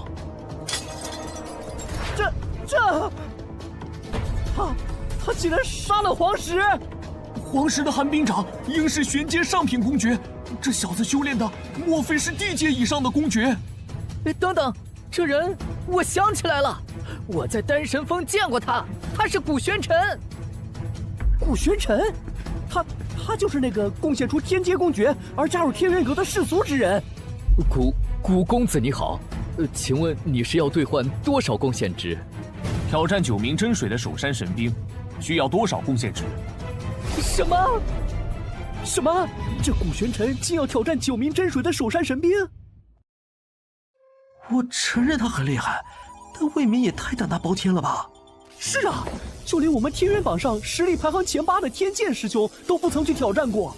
关键是他当真有那么多资源去兑换贡献值吗？够，还是不够？够，马上为您兑换。快看，9名真水的守山神令居然亮了！莫非是有人要去挑战9名真水的守山神兵？哎，真的是谁啊？这么不怕死啊？我知道，我刚刚从三圣堂出来，他叫古玄尘，是最近贡献了天阶公爵才加入宗门的。这就是9名真水的挑战地，倒是和我想的不一样嘛！怎的这般平静，竟也不见什么守山神兵的影子，没意思。我不是怕了你不成？哼，平静，怕是未必吧？快快速速现身受死！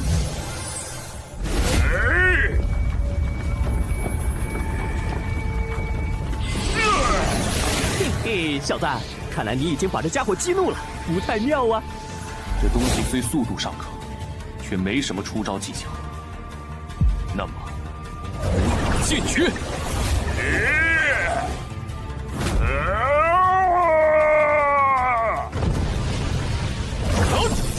本座就不奉陪了。唉，没劲儿，没劲儿，这守山神兵不过如此。不对，没死，倒是个难缠的家伙。不过，原来如此，这家伙不会是在学你吧？看这模样和气势，倒有几分相像。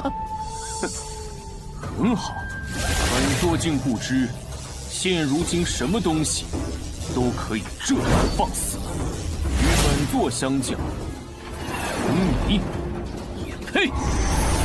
呀！啊！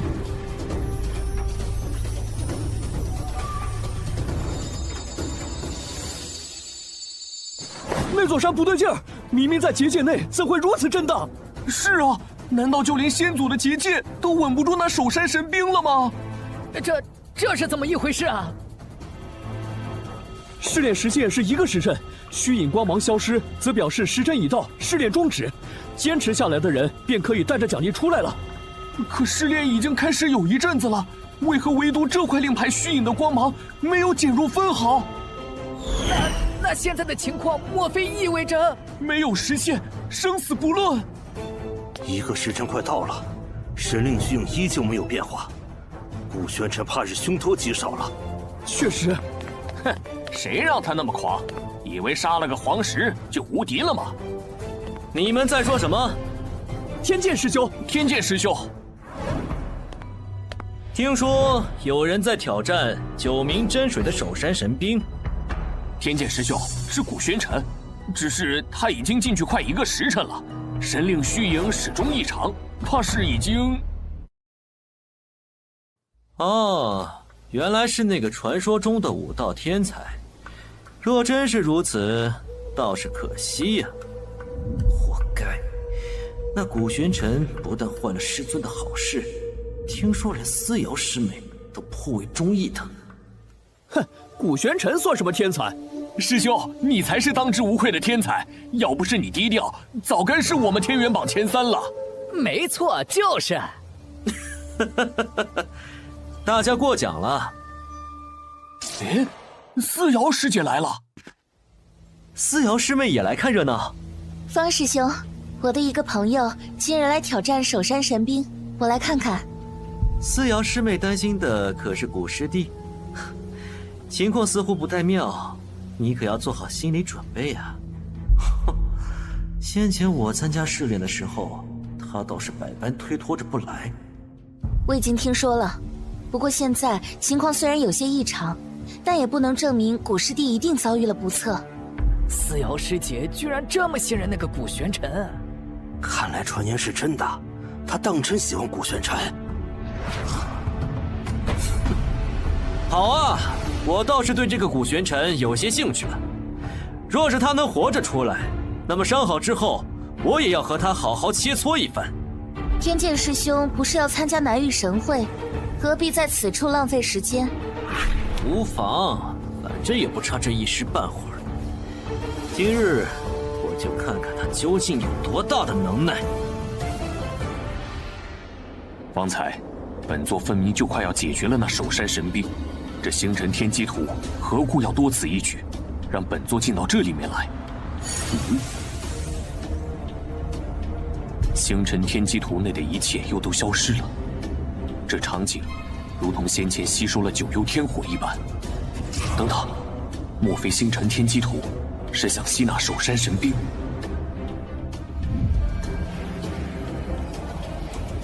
哦，果真如此。守山神兵是由阵法师打造而成的，在其身上刻画阵法，提供力量，同时又以无上神界独有的附灵手段，给予了简单智慧的神器。但神器无论再怎么像人，都终归不是人，如同九幽天火。这守山神兵在星辰天机图这里，不过是可以提供力量的死物。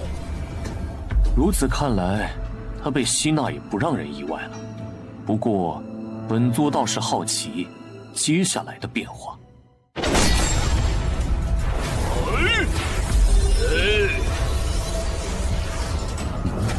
竟突然显现出了天道符文，这些符文随时都在变化成各种不同的组合，就像是演化成某种玄妙天道奥义。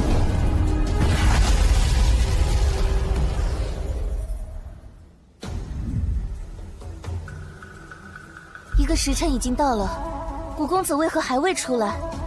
思瑶师妹，时辰已经到了，依我看，这古玄尘怕是出不来了。我去找牛峰主。听说有弟子还没出来。牛峰主，丹峰弟子古玄尘尚未出来。自先祖设下结界以来，从未出现过这种情况。若里头的阵法运转出了问题，可就糟了。不过幸好先祖还留下了启阵阵盘，助我开启结界。是。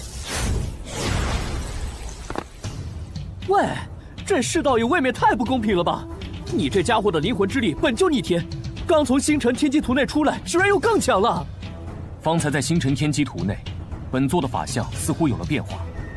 若不是时间有限，还要去九明真水，本座定要好好再感悟一番。哼，抗议！那是。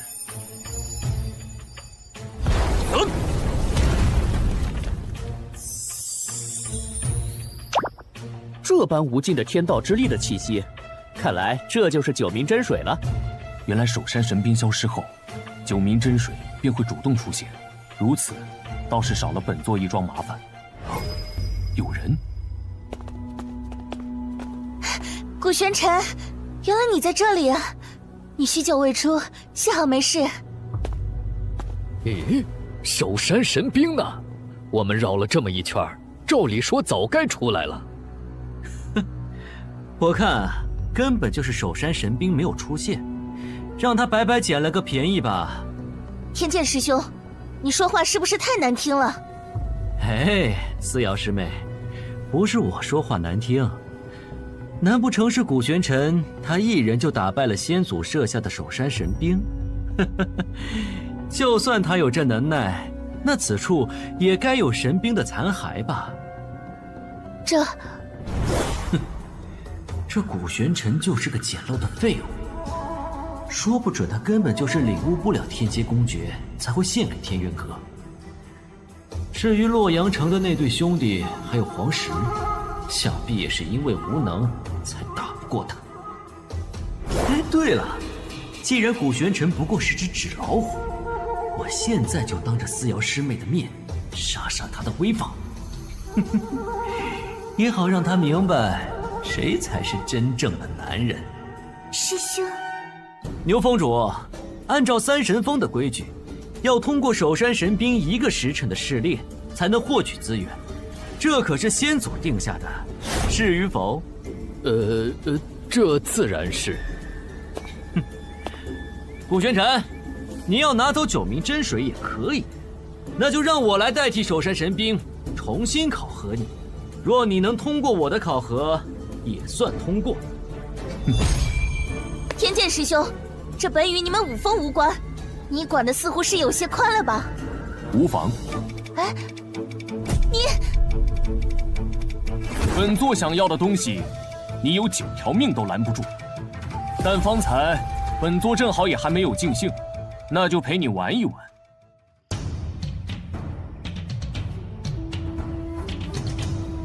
听说是守山神兵没有出现，天剑师兄便提出要亲自加试一场。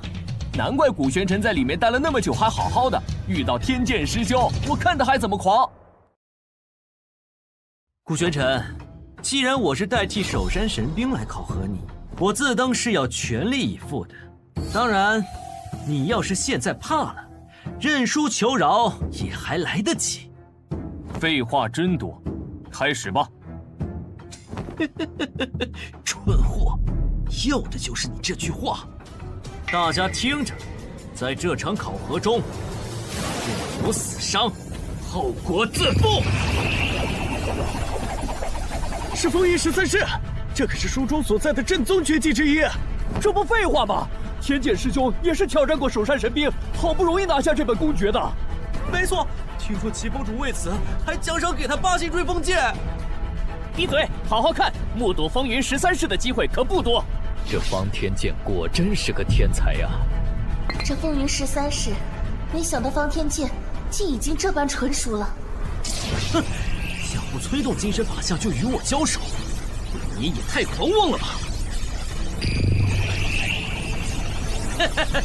顾玄尘，现在你就是我的笼中之物，将你千刀万剐，让思瑶师妹对我刮目相看。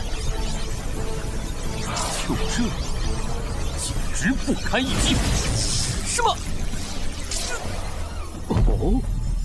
啊！不好，这是什么情况？天剑师兄的风云13式居然如此不堪一击！不愧是古公子，这怎么可能？这个顾玄尘竟然害得我在思瑶师妹和众师弟面前这么丢脸！你们懂什么？一定是天剑师兄心软，有所克制。他可是天元阁的天才之一啊！有道理，毕竟古玄尘是思瑶师姐的师弟，天剑师兄自然要爱屋及乌。顾玄尘，方才我不过是想探探你的底，不过接下来我可要认真了。哼！发誓！天剑师兄祭出金身法相了！顾玄尘，现在就去死吧！本座以为你有什么底牌呢？原来是特地来送死的！什么？这是九幽天火，可古玄尘一个入门半月的新弟子怎会使？天剑师兄是天才，他若能打败天剑师兄，便是天才中的天才，半月能练出，倒也不足为奇了。九幽天火，乃是冥界精华凝聚而成的天火，虽对灵魂有着比其他天火更强的克制力。但若对手的实力足够强横，一力压制，倒也能够强行冲出来。可现在，天剑师兄明显已经开始力不从心了。可恶！我本想祭出法相，叫他灰飞烟灭，居然反被他困住。若此时突破，我为了南域神会苦练震天诀多年，不得不压制境界不突破的努力就功亏一篑了。可一旦法相受损，我也非同小可。哎，天剑师兄，这是要突破！若不借助突破境界时的天道力，引导金身法相回归本体，天界的金身法相便会被古玄尘的九幽天火所炼化。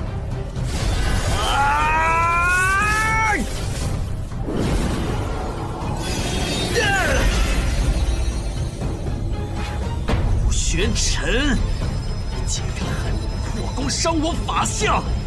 今日必将你抽尽八皮，挫骨扬灰！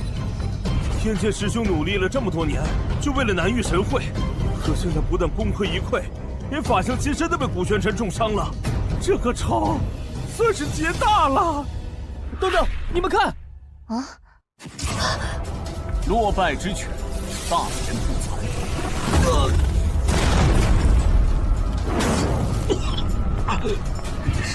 什么东西这么快？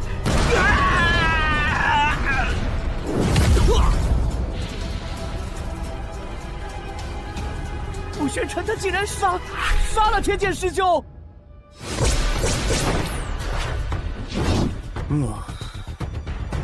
是你杀了天剑，是本座又如何？哼，好一个古玄尘！你这小子简直是狂妄至极！武神峰弟子听令，且慢！滚开！把这古玄尘速速拿下！师尊，今日本座也乏了，还有多少人一起上，免得本座再多费功夫。好一个嚣张的小子，竟敢这般将武神峰不放在眼里，为天剑师兄报仇！这什么东西？哇！什么？是他。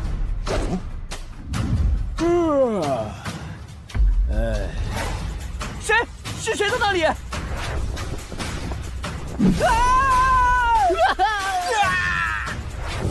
让不让人好好午睡了？老头儿，我正梦见得了一坛上好的佳酿呢。哼！哟呵，还搞偷袭！救命啊！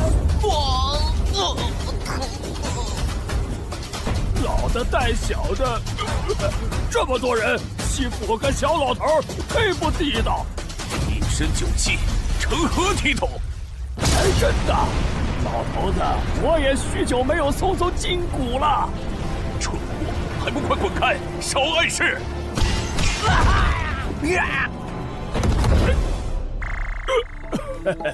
果然，好酒打完架再喝更香啊！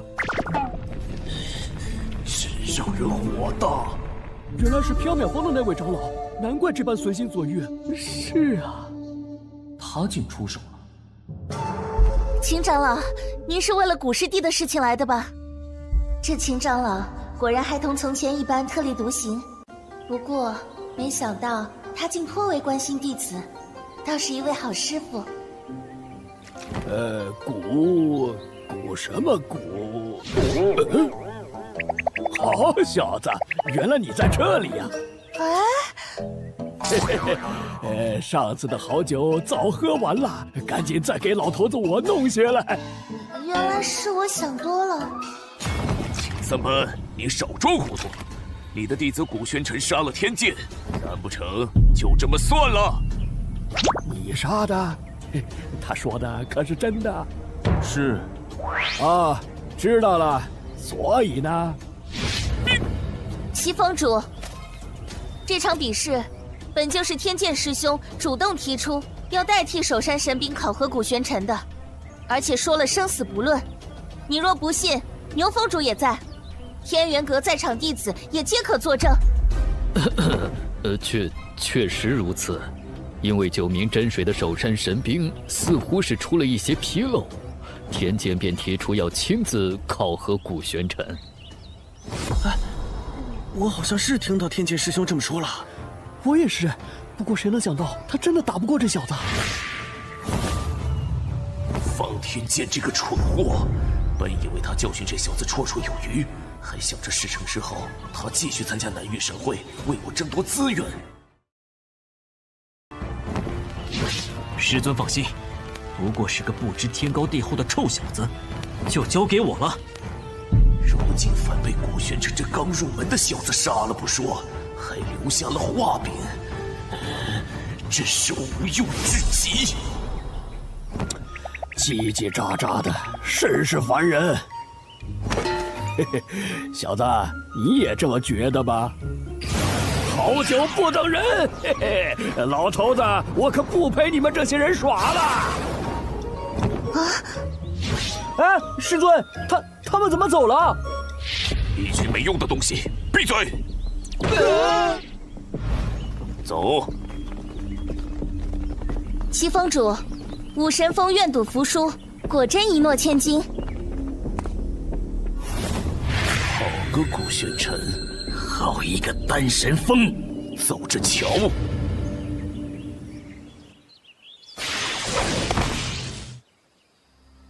你为何要帮本座？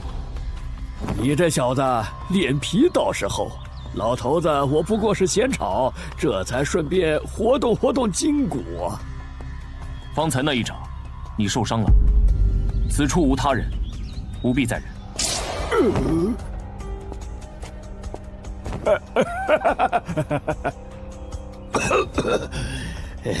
许久不活动筋骨，没想到那老东西又长进了几分。说来，你小子是什么时候看出来的？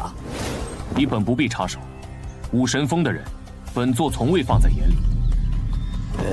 老头子，我向来不喜欢管闲事儿，但小子，你这脾性颇合我的胃口，我便提醒你一句：今日你实在不该如此锋芒毕露。毕竟，你若死了，老头子我可喝不上那般好酒了。嘿嘿，先前那坛才不过刚尝出些滋味便没了，可还有啊！啰嗦。哦，你这伤，祭酒3日。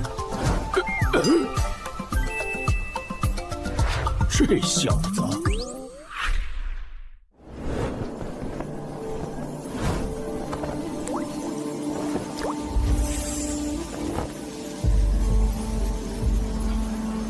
大家别来无恙啊！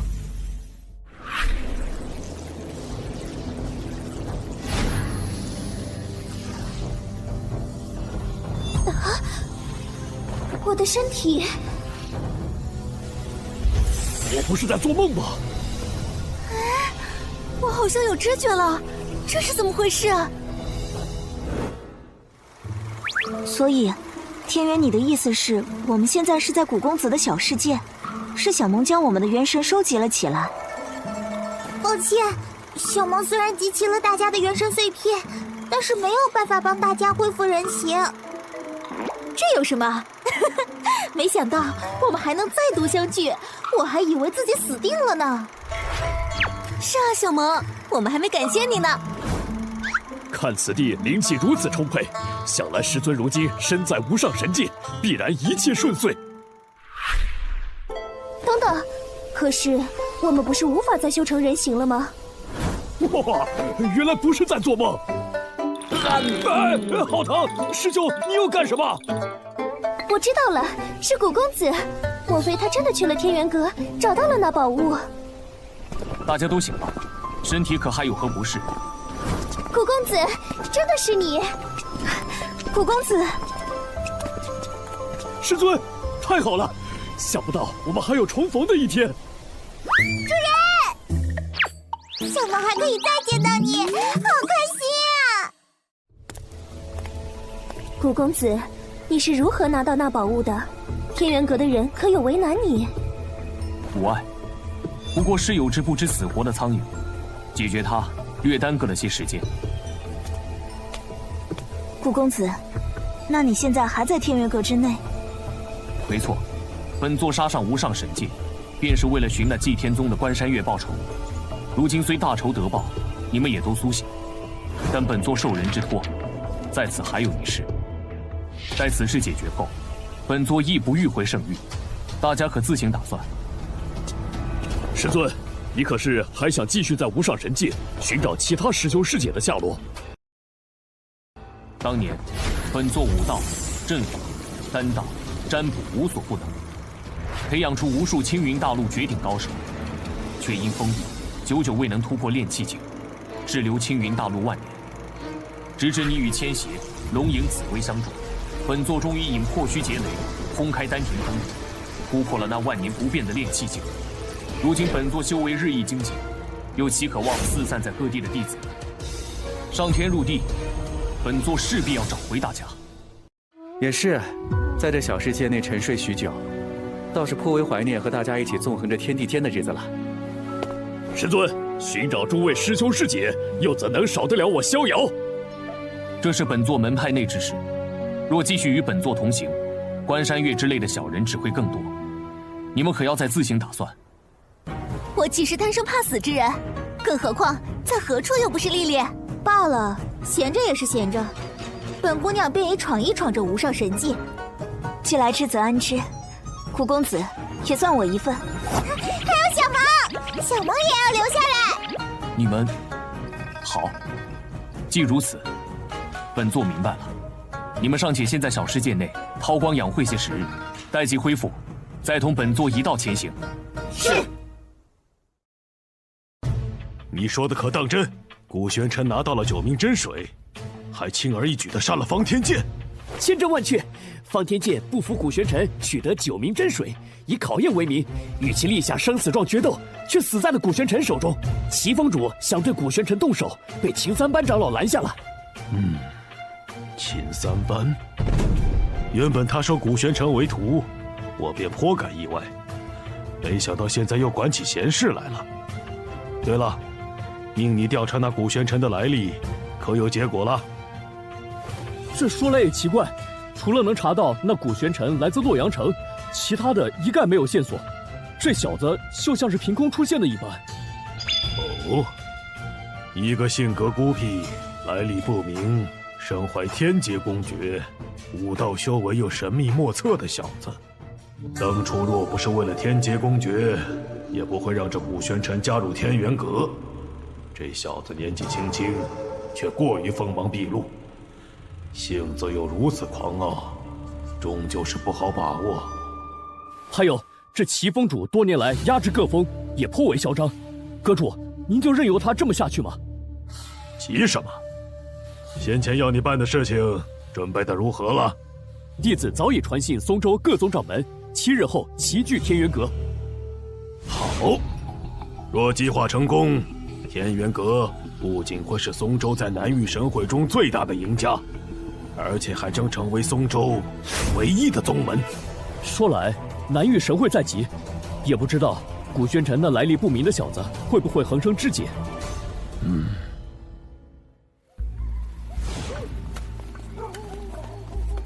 哎呀，一处宗门荒山罢了，有何好夜夜巡视的？我看就是折腾我们。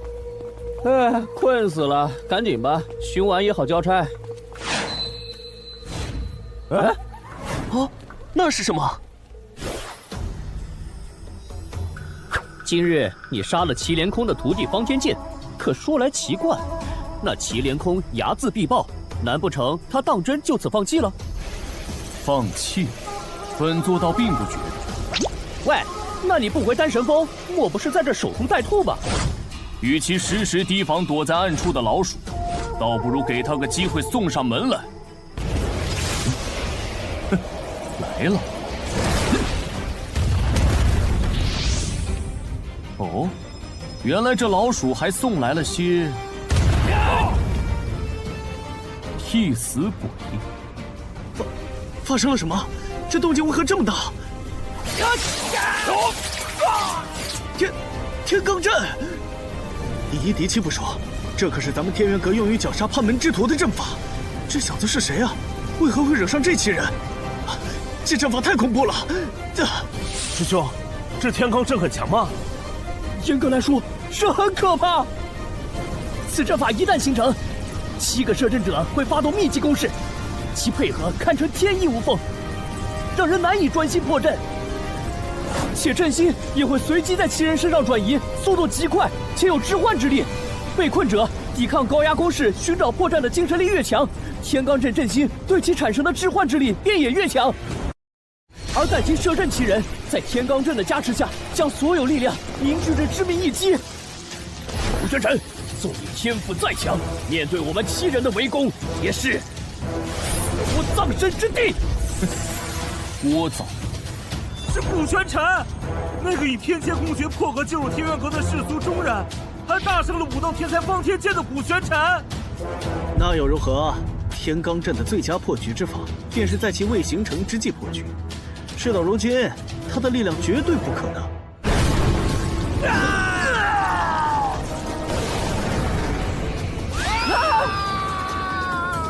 错了，这小子究竟是什么逆天的存在啊！你终于露面了，刚好，本座的耐心也就到此为止了。刚才一瞬间，我倒觉得杀了你有些可惜了。知道这古玄尘轻而易举就杀了我辛苦栽培多年的首席弟子时，只是觉得他不过是个颇有天赋的狂妄小子。但方才亲眼看见他是如何破解了天罡阵，并瞬间杀死了7个人，才发现此子倒是比我想象中的有些能耐。哼，今日三神峰之事，洛双江又岂会不知？那胆小鬼却没有半点动作，看来是对你有所忌惮。他怕你，我却不怕。顾玄尘，是谁派你来天元阁与我作对的？你未免也太高看了自己。本座之事，岂是你这种蝼蚁鼠辈配知道的？哼！死到临头还如此狂妄，现在可没有秦三班护着你。法相，如何？现在老夫可配？不知死活的蝼蚁，竟敢在本座面前放肆！该死！哼！哎！顾玄尘，你以为我不知道这是超凡诀吗？龙形的剑光的确少见，但遇到我，哎，也不过如此。你当众杀我武神峰首席弟子，害得我在天元阁众人面前颜面尽失。若不是秦三班出手，你还能站在此处与我一战？哼！现在你以为刀俎下的鱼肉，任我宰割？顾玄尘，受死吧！哎！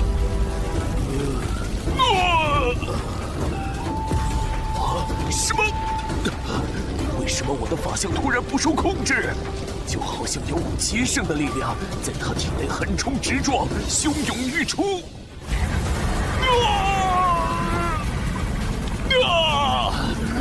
我的法相精神！好了，本座也该送你上路。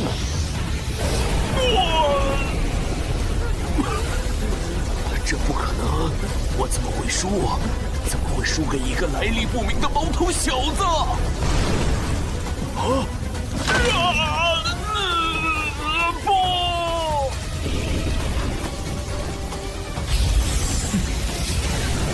还不快给本座滚出来！哈哈哈哈！竟能挡住我这一击！顾玄尘，你这后生倒是不错。原来是你！螳螂捕蝉，黄雀在后。这天元阁内一个个都想要你的命。顾玄尘，你看看你自己，还真是不讨人喜欢。找死！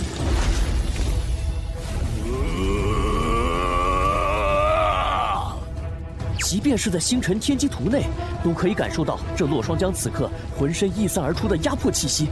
可先前为何不曾觉得？等等，这是六臂力神法相，这是变异法相。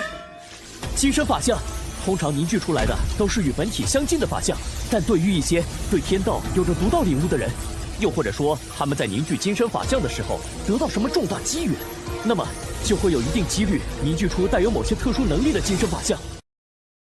这种变异法相不仅可以令人拥有着非凡的实力，更重要的是，本体与法相的融合，往往会出现令人难以想象的实力蜕变。哼！区区龙形剑光，顾玄尘，你以为我是祁连空那个废物吗？冥顽不灵！既然你一心求死，我便即刻成全了你！哈哈哈哈哈！不好！你这龙形剑光一旦被六臂力神法相击中，就瞬间被消解了。麻烦！哼！顾玄尘，现在也该从天元阁消失了。小子，小心啊！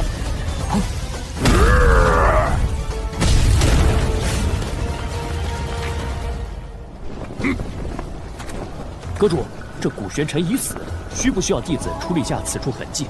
不必。丹峰弟子顾玄尘与武神峰峰主祁连空两败俱伤，与此处同归于尽，明白了吗？是。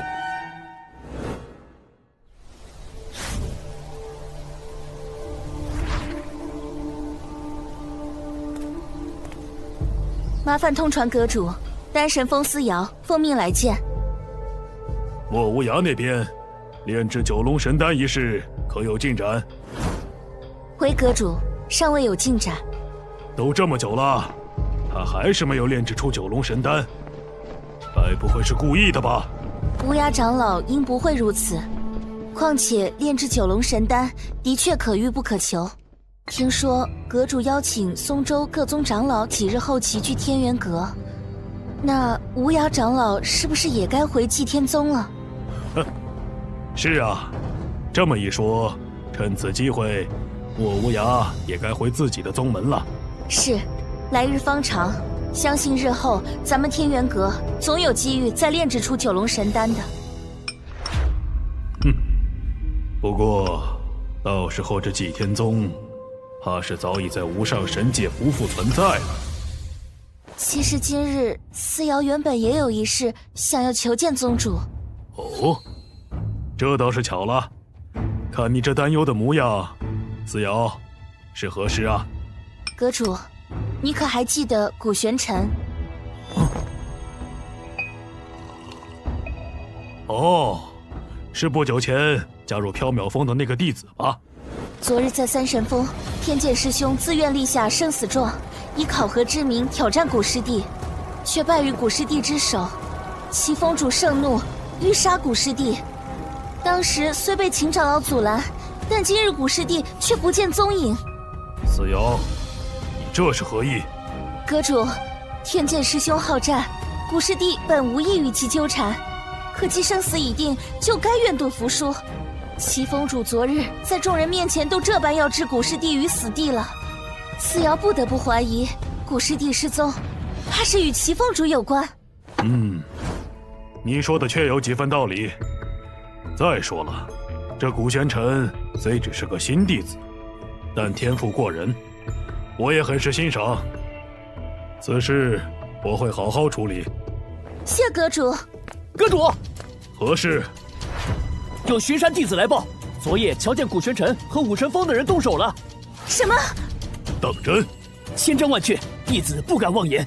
且弟子方才又去了趟武神峰，才得知齐峰主自昨夜离峰，也至今未归。祁连空也不见了，他究竟在搞什么鬼？阁主，好了，思瑶，我知道你的意思。祁连空身为武神峰峰主，若当真徇私泄愤，我必不会坐视不理。随我走一趟。是。古师弟，怎么了？阁主，你们要做好心理准备。祁连空死了，死中竟还这般可怖。这是怎么一回事？阁主，齐峰主死后，尸首应该被泄愤凌虐过，手段极其残忍。怎么会这样？而且，那几名武神峰弟子也皆已丧命。古玄尘呢？可有下落？此处暂时没有发现他人，不过弟子方才又命人仔细问了一遍那巡山的3人，他们并未瞧见齐峰主对古玄尘出手，不知是不是这7人擅自出手，齐峰主赶来阻拦才……不可能！若是没有授意，武神峰的人怎么敢？思瑶，我知道古玄尘是你们丹峰的人，但齐峰主身为一峰之主，如今死得这般凄惨，而这古玄尘却偏偏下落不明，谁是谁非，你我虽未亲眼所见，但若不是心虚有愧，他有几会不敢露面？可是，况且南域神会在即，事关各宗门的核心利益，你又如何确定不是有人盯上了我们，指使古玄尘杀我阁中翘楚，扰乱天元阁？指使？放心，我相信此事与你们丹峰无关，毕竟这古玄尘才入门没多久，来历也甚是不清。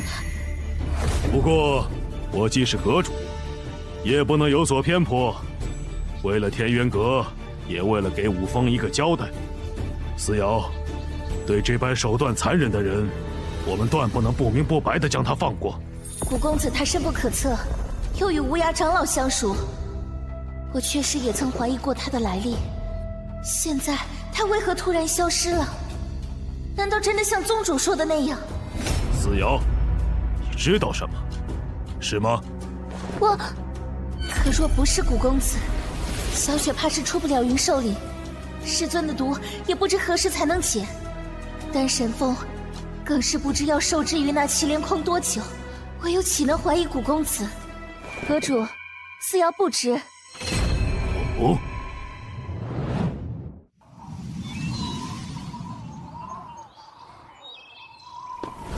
阁主，弟子不明白，古玄尘已死，您为何还要命人那样处理祁连空的尸体，还演戏给他看？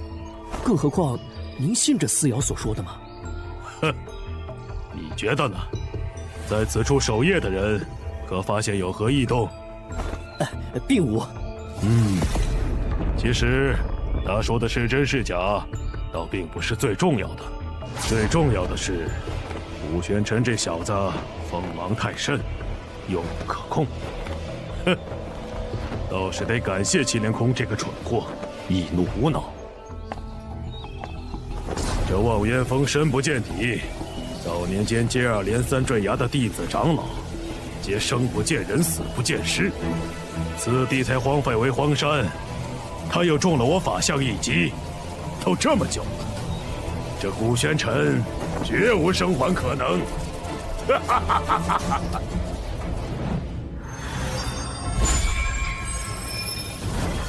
本座这是参悟了多久？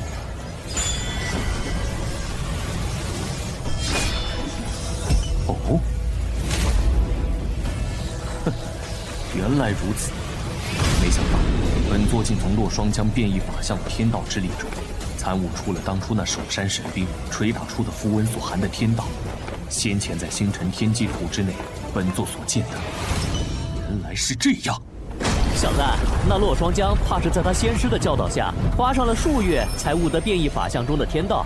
你竟在坠崖之际触类旁通，才短短几日就悟得了。哈哈，落霜江本想以他的变异法相杀你，没想到阴差阳错之下，竟助你参悟。若他知道了，怕是胡子都要气歪。哼，让他多活些许时日，已是本座的恩赐，而今日，他的死期也该到了。感谢诸位，为了我们松州的未来，不远万里齐聚我天元阁。南域神会是整个南域修炼界最大的盛会，听闻其余各州的实力又比往年增进了不少，我们松州必须更加谨慎应对。因此，在这届神会正式开始前，我天元阁除了对本阁弟子进行多番试炼，也决定邀请各位宗主长老携参赛弟子前来我天元阁切磋学习。如雪呢？哎，莫师姐刚才还在这儿。这天元阁内不见古公子的身影，也不知道他和爷爷怎么样了。哟，这不是祭天宗的莫如雪吗？啊？你不和祭天宗的人在一起，独自一人在此处干什么？难不成有什么不可告人的目的？是那日随祁连空来带走爷爷的天元阁弟子，如今我在天元阁不宜招惹是非。喂，莫如雪，你敢无视我，找死！是谁？今日天元阁邀请各宗门前来，来者皆是客，不得无礼。哼，你们丹神峰也配来管武神峰的事？我是管不着，但若阁主知道你在此生事，你可担得起此责？你，哼！多谢姑娘出手相助。莫姑娘不必多礼，请问莫姑娘的爷爷可是祭天宗无涯长老？你是？莫姑娘放心，我是天元阁丹神峰弟子思瑶，师尊正是丹神峰峰主，与无涯长老有些故交。如今武神峰峰主祁连空已死，我奉阁主之命，正准备带你去见无涯长老。太好了，我可以去见爷爷。对了，可方便问问祁连空是如何死的？还有，思瑶姑娘认识一位叫古玄尘的人吗？古玄尘，这事说来话长，莫姑娘先随我去见无涯长老吧。啊，好。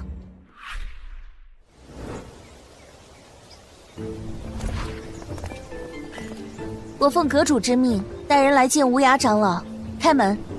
是。爷爷呢？不在，这是怎么一回事？哼，不好！喂，你们在干什么？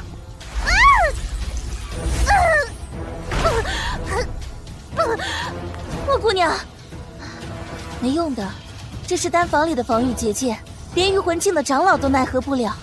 而受困之人，若是不能一击破开，使出的天道之力越强，被反噬的也会越狠。什么？思瑶师姐，你知道就好。放心，在这里头安全得很。明日一早，你们便能出来了。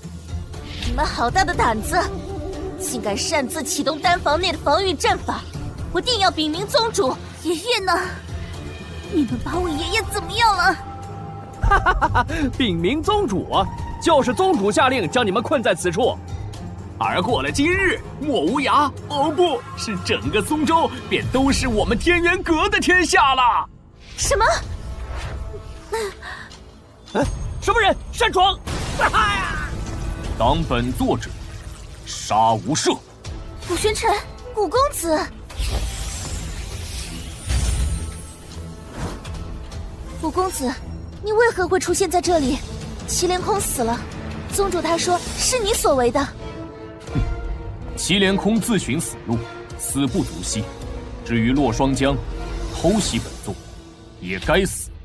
古贤琛，爷爷他不知道被天元阁的人带去哪里了，我怕他。是无涯长老让本座来此处。爷爷。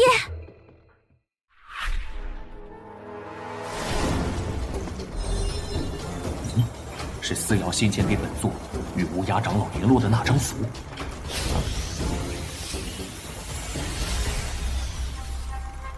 哦，看来无涯长老早就预料到阁主会设此局，才会不顾自身安危，以血书符通知古公子。爷爷，想逃？不要杀我！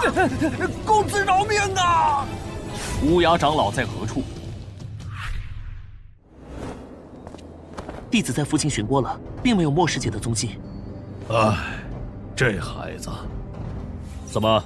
是不是出什么事了？是如雪不见了。什么时候的事情？有一会儿了。不过宗主不必太过担心，光天化日的，应该不会出什么大事。这孩子想必是去打听无涯长老的所在了，我再让人去找找。怕是没那么简单。另外，老夫还有一事要宣布，此事与祭天宗有关。洛双江这是要耍什么花招？还望姬宗主给点个头。洛阁主客气了，不过你这话究竟是何意？还不快请人上来！我没看错吧？这不是祭天宗的莫无涯吗？没错，就是他。可他怎么和天元阁的人在一起？说来，方才姬长风露面的时候，我还奇怪莫无涯可是能炼制出九龙神丹的，如此场面怎么没有一道来？相信大家都知道，无涯长老曾炼制出九龙神丹，因此老夫便派人代表天元阁，邀请他前来切磋交流。想来也是天意，天元阁弟子思瑶顿悟之下，竟也炼制出了九龙神丹。什么？天元阁的弟子也炼制出了九龙神丹？一定是莫无涯传授的，否则一个小小弟子怎么可能这么巧就顿悟了？可从未听说祭天宗还有人能炼制出来，这莫无涯岂不是胳膊肘往外拐了？洛阁主，你究竟想说什么？如今无涯长老在我天元阁生活了一段时间，与我哥弟子颇为投缘。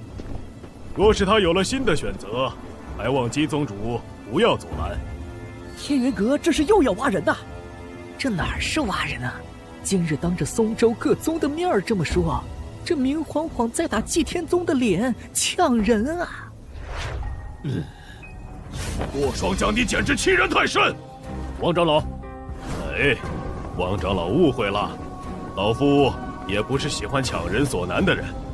这样吧，何不亲耳听听无涯长老怎么说？无涯长老，你可还想回祭天宗？若是想回去，我天元阁绝不阻拦。乌鸦长老，接下来就看你的选择了。刚才洛霜将威胁我，给我看的镜中之景李如雪受伤了，也不知道古公子现在有没有找到他。莫无涯怎么不说话呀？莫非他真想入天元阁？正所谓人往高处走，水往低处流。天元阁如今是松州第一势力，有什么可奇怪的？当然，你们在场任何一个门派，若是能吸引到我天元阁的人，他们想转投于你们，我们也绝不阻拦。毕竟强扭的瓜不甜。好，此话当真？谁啊？什么人？大胆！何人敢在此撒野？几日不见，连本座都不认得了。爷爷，玄尘！不，怎么可能？玄尘分明已经坠崖而死了。古玄尘，这名字为何听着如此耳熟？我想起来了，听说先前洛阳城有人一战闻名，且以天阶公爵拜入天元阁，那人便叫古玄尘。可这古玄尘怎么会和祭天宗的女子在一起？太好了，是古公子！爷爷，我还以为再也见不到你了。爷爷没事，如雪你怎么样？以后万不可这般冲动来寻我了。快看，莫无涯走向了古玄尘和那祭天宗女子。无涯长老，你这是何意？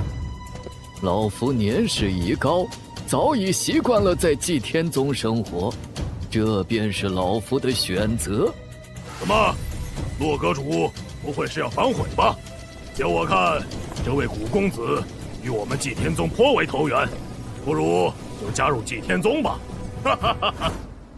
哦，好，原来如此，看来这古玄尘本就是你们祭天宗的人。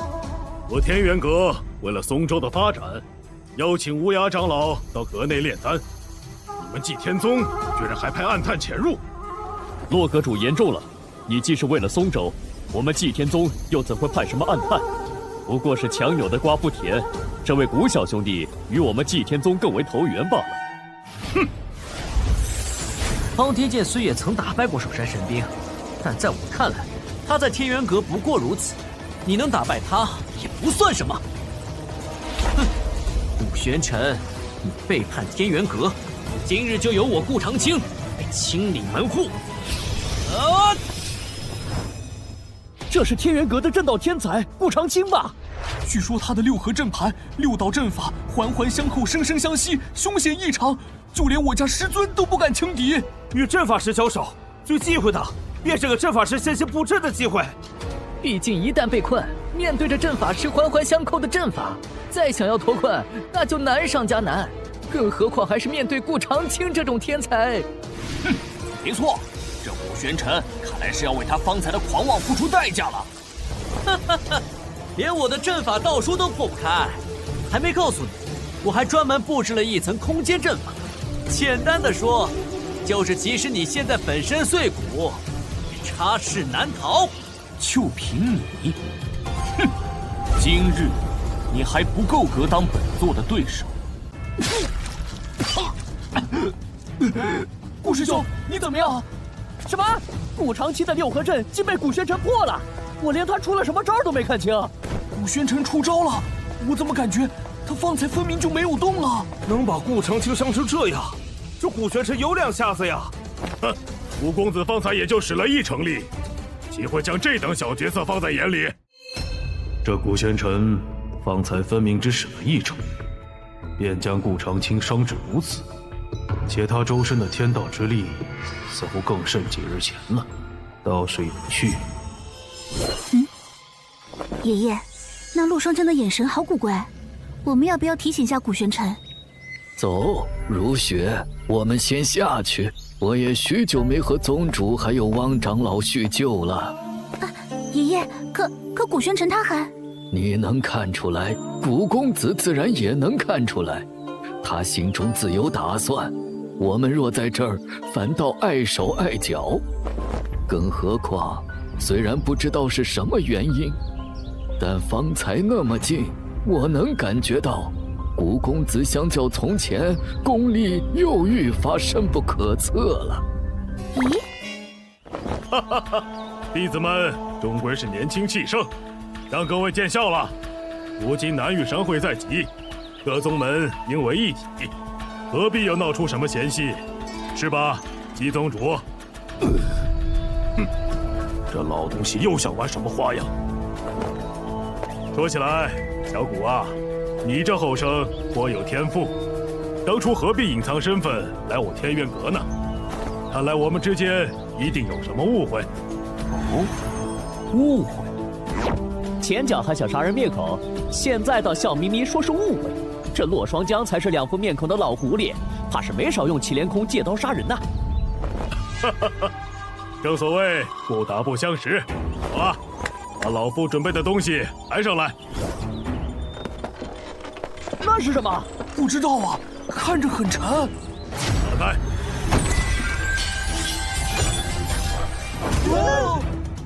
修炼之路，人们能记住的，永远都是真正的王者。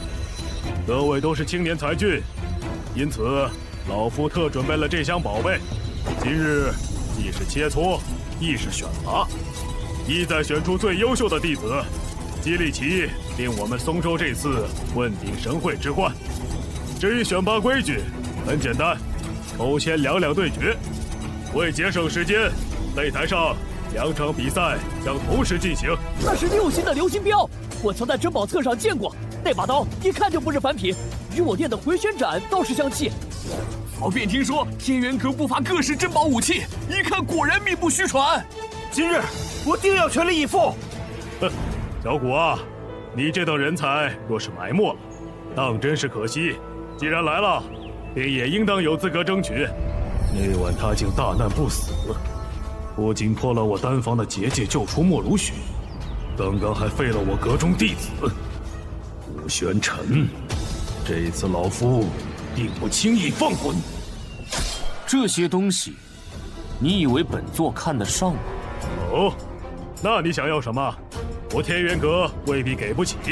不是什么值钱的东西，只是本座恰好对你的这条命颇有些兴趣。我没听错吧？这古玄尘说要洛阁主的命，简直荒唐！他虽有几分能耐，但也太目无尊长，太嚣张了吧！古玄尘，我天元阁岂容你放肆！有种你我便来打一场！哈哈，小子，看来想杀洛双江，你还得解决不少绊脚石啊！哼，本座倒正好还想松松筋。既如此，本座便也来凑凑热闹，先陪你们玩一玩。宗主，无涯长老，这段时日委屈你了。形势所迫，宗主也实属无奈。而且在这天元阁中，有陈峰主、思瑶姑娘，还有古公子赵福，老头子我也算不上委屈。无涯长老，你这也算是归队了。说来，如雪你究竟去了哪里？又怎么会和古公子一起来的？宗主，汪长老，如雪擅自离队，回到祭天宗后定好好认罚。只是我实在是担心爷爷，便想打探些消息。无涯长老，你这也算是归队了。说来，如雪你究竟去了哪里？又怎么会和古公子一起来的？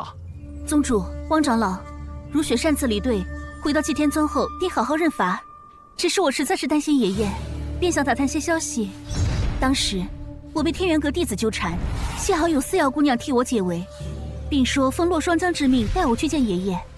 不想我二人却双双中了洛双江的诡计，幸得古公子相救。思瑶姑娘也定是被洛双江诓骗。说来方才倒是未见思瑶姑娘和陈峰主，如雪他二人现在在何处？一炷香前。古公子，莫姑娘，想不到阁主竟然连我也算计进来。当初我还差点怀疑古公子。其实从前日师尊前去见阁主起，便未曾回丹神峰。如今师妹小雪又还在闭门思过，我实在是担心。后来思瑶姑娘便自行离开了，说要去找师妹和陈风主。但愿他二人无事。本场对决：祭天宗对忘忧谷，天元阁对无双殿。吴公子这是真要参赛了，那洛霜江定是心怀不轨。乌鸦长老，你如何看古公子此举？古公子一向是明知山有虎，偏向虎山行，倒也不让老头子我意外了。是啊，傅玄尘，保住你的小命！下一场，我可还要亲自替二位师弟报仇！我要让你死无葬身之地！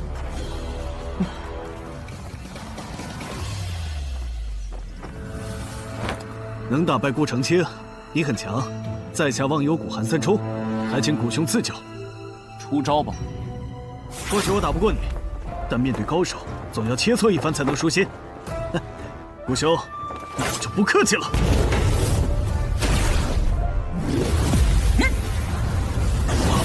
九幽天火！啊，这不是天元阁丹神峰的九幽天火？古公子何时会的这招？乌鸦长老，你可曾见过？先前倒未曾见过古公子使过这一招。他在天元阁上不足1月，不仅学会了九幽天火，且这道火竟还如此精纯，真是后生可畏呀！九幽天火最厉害，分明是不屑动用自己的法相极身。看来得使出全力，让古兄使出高招。快看，韩三冲使出了他的杀手锏。据说韩三冲的这招杀手锏爆发力极强，曾有其一人越境单挑多位御魂境强者的传说。啊，这是体相合击技。这韩三冲的本体以及金身法相，其实攻击力都不算强，但若是这两股力量撞击在一起，便会爆发出恐怖的力量。这便是历代修炼者领悟到的一门至强攻击手段——体相合击技。不过，这需要对两股力量控制入微，否则稍有差池，未曾伤敌，自己便会因为受到力量冲击的反噬而受伤。当然，若是能控制好其爆发出来的力量，从某种程度上来说，不会弱于一些御魂境后期强者的重击。这韩三冲为了挑战你，看来颇下血本呐。这样的手段，若是对上任何一个其他参加选拔的人，也许都会有着一定的先机。只可惜啊，遇到的是你小子这样恐怖的家伙。确实比刚才那个废物强了些许。可惜呀！一剑破万法。什么？爬到了天道之力。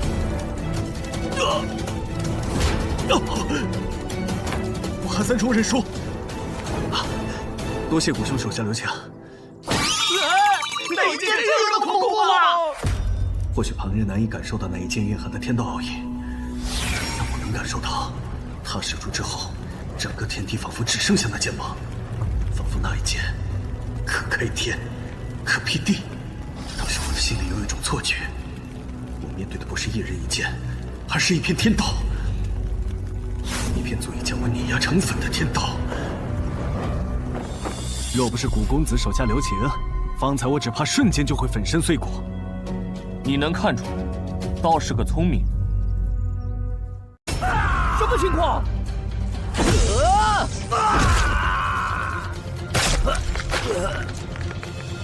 不是切磋吗？无双殿的人竟然死了！死状如此惨烈，那杨宗强下手也太狠了吧！少斌，少斌，少斌！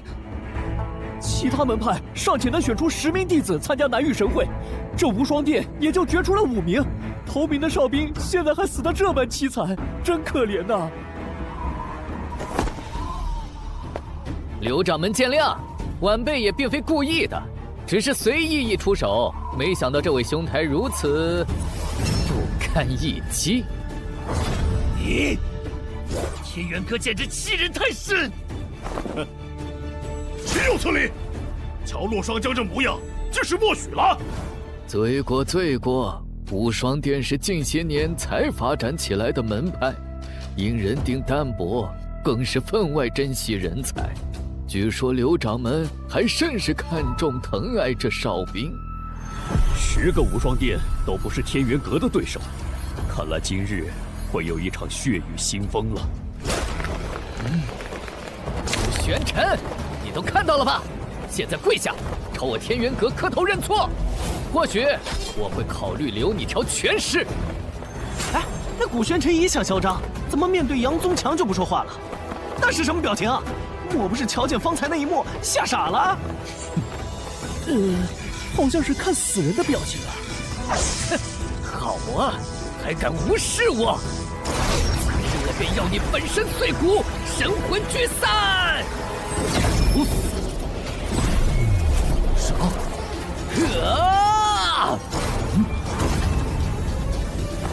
这是什么情况？好刺眼！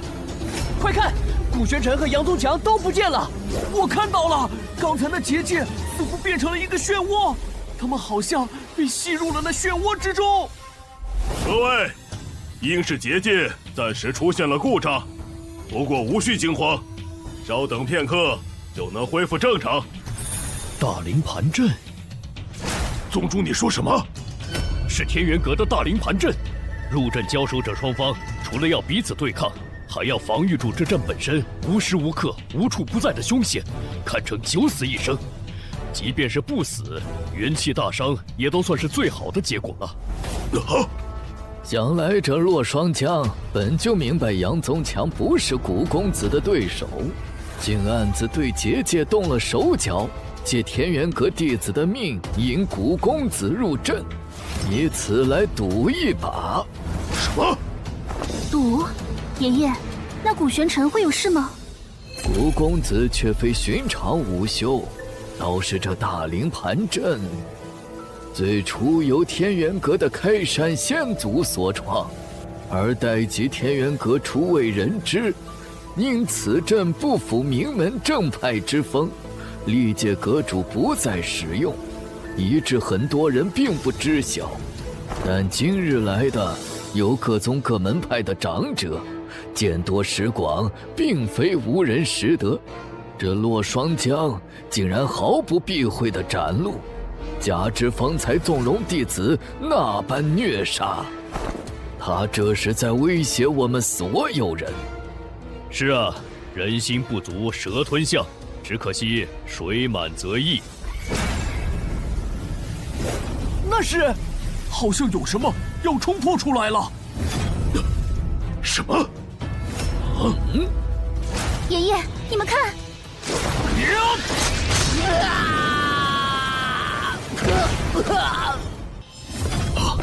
宗强，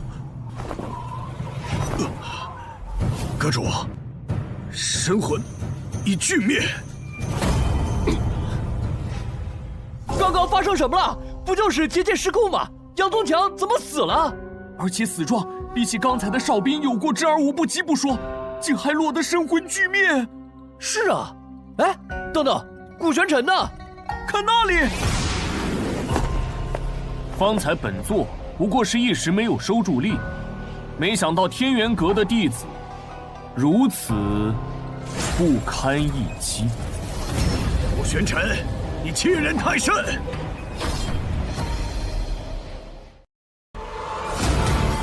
开局10个大帝都是我徒弟第4级，每周日更新。姬长风，你，哼！郑长老，年轻人之间的事情，我们这些做长辈的还是不要插手。哼，有这古玄尘撑腰，姬长风也敢叫嚣了。姬宗主说的也不无道理。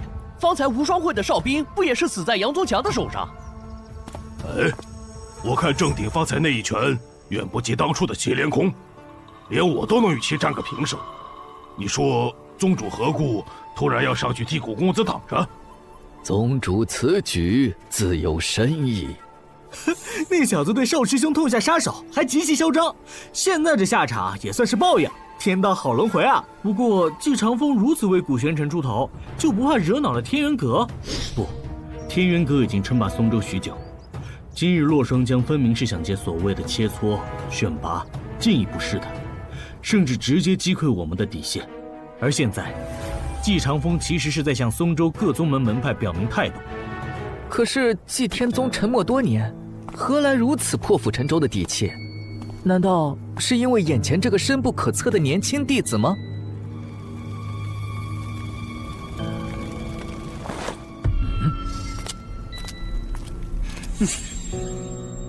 又是一个盯上你的，真稀奇！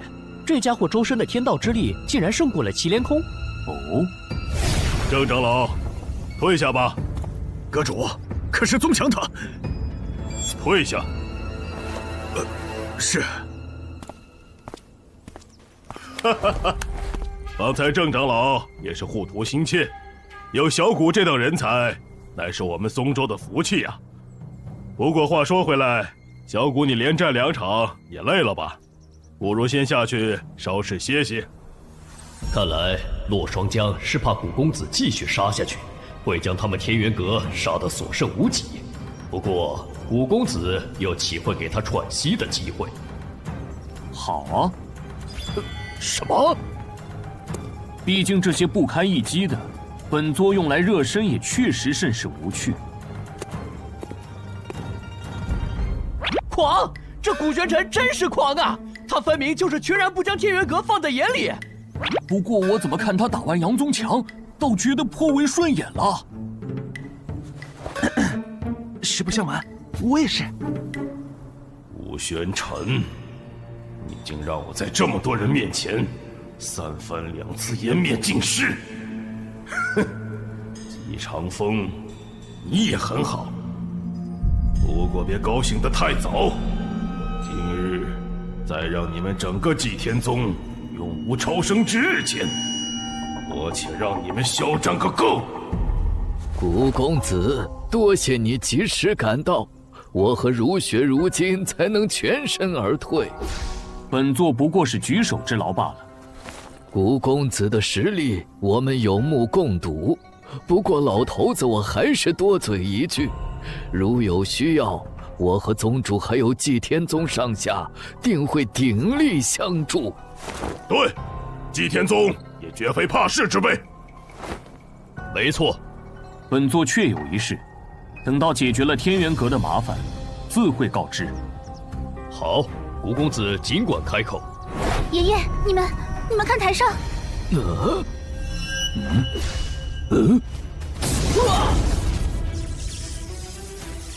不愧是天元阁弟子中的第一高手苦海，那枚绝命堂高手一招都没出完，直接就被震出了结界之外。好羡慕！若能与苦海较量一场，长长见识，我便是输也不枉此行。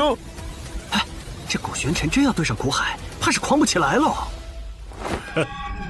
苦海，我曾听思瑶姑娘提起过，她是洛双江的关门弟子。他仅以一战打破天元阁建阁以来弟子排行榜中榜首的记录，直至今日，无人可望其项背。苦海这个人我也早有耳闻，只是奇怪，此人如此厉害，关于他的事情传出来的却还没其他人多。苦海甚少出手，极为神秘，但曾有人猜测，在天元阁之内，他真正的实力仅次于洛双江一人之下。哼，难怪。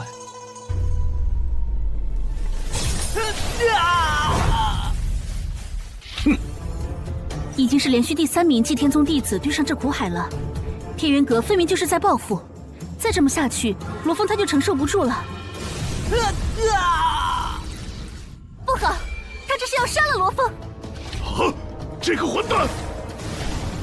古公子，古玄尘，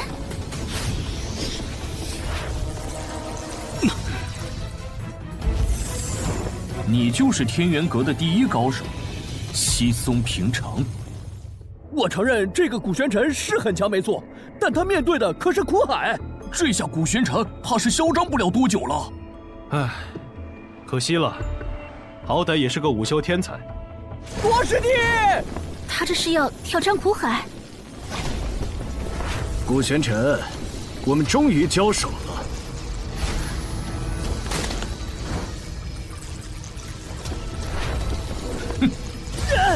那是什么结界？为何会有这般的压迫感？不，那不是结界，准确的说，那是作用类似结界的阵法——九宫阵。九宫阵，对战中专门用于禁锢至少天魂境强者的阵法，天魂境以下的武修无法破阵，除非以其中一方的鲜血为祭，不死不休。这苦海是主动要和古公子进行一场生死之战啊！古玄尘，今日你必死无疑！哦，好大的口气！哼！禁阵旗！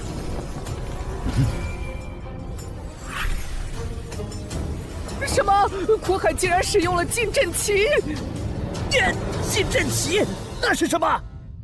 众所周知，阵法乃是借天地之力而成，一旦天地之力紊乱，便无法成阵。而禁阵旗是一种特殊的存在，本身并没有什么攻击力，但却能在一定程度上搅乱一个空间中的天地之力。哦，这个听起来很厉害的样子。那是自然啦。不过这并不是说有了禁阵旗就不惧一切阵法了，因为一旦阵法形成了，禁阵旗也无法再超过阵法的力量去破坏原本的天地之力。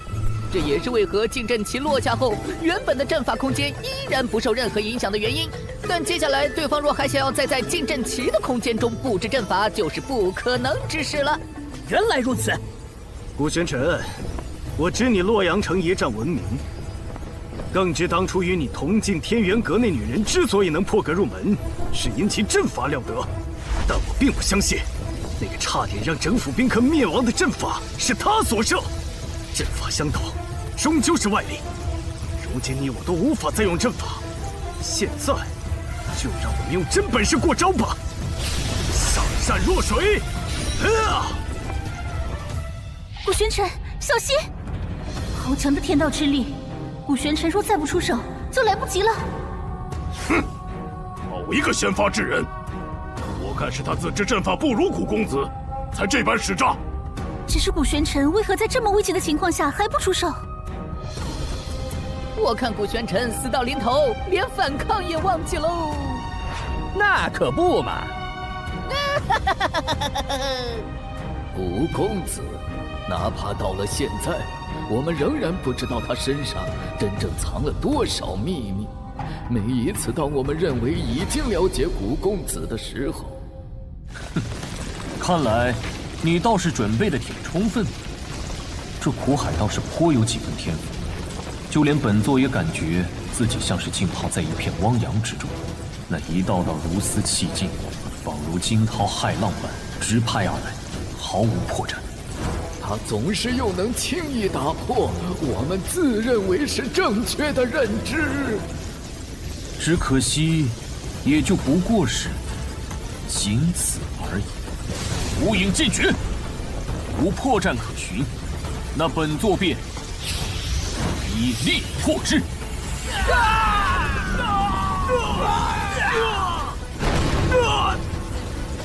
什么？那无影剑诀难不成是什么天阶功法？竟然破了苦海的绝招上善若水！天阶倒不至于，无影剑诀不过是我们祭天宗的黄阶功法。就是，普普通通啊。太好了，我方才的担忧是多余的。古玄尘那家伙果然很厉害。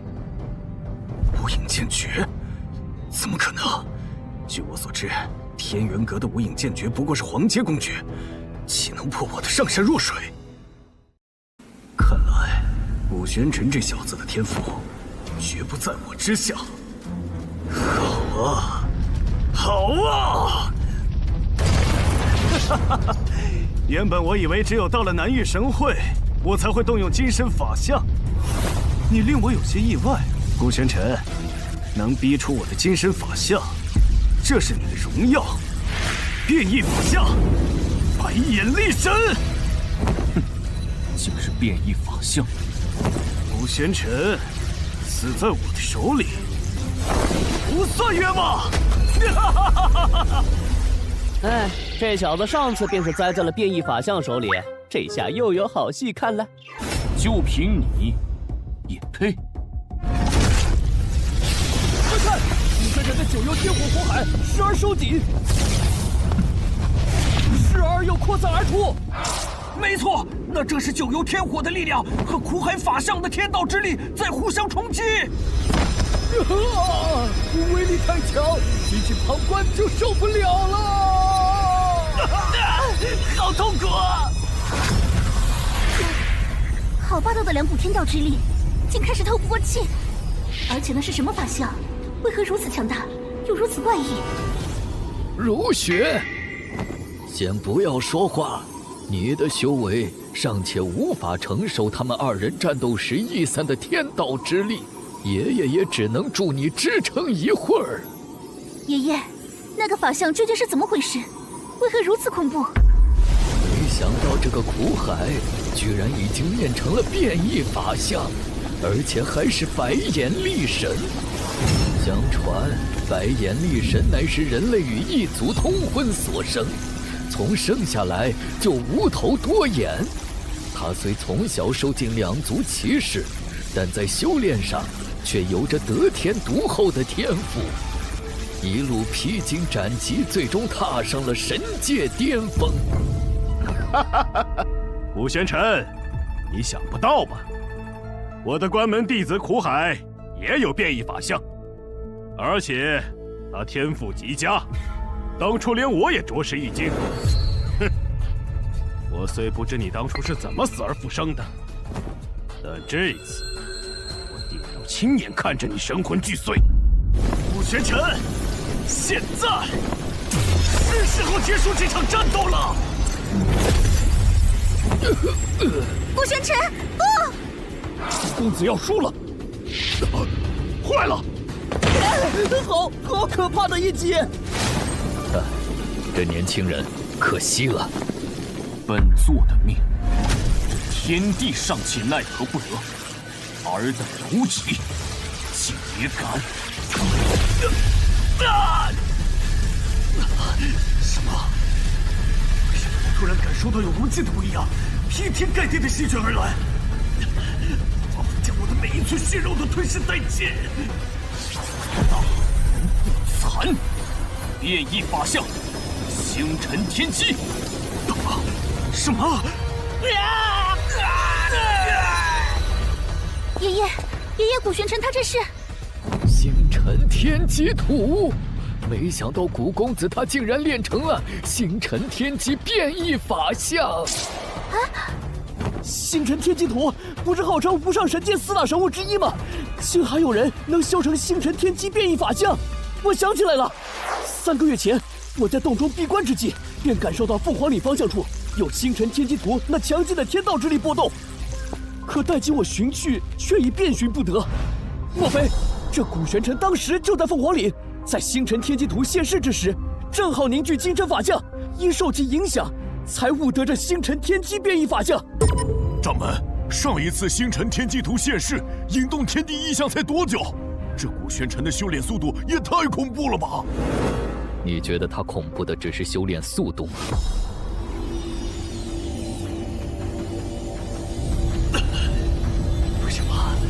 为什么古玄尘也有变异法相？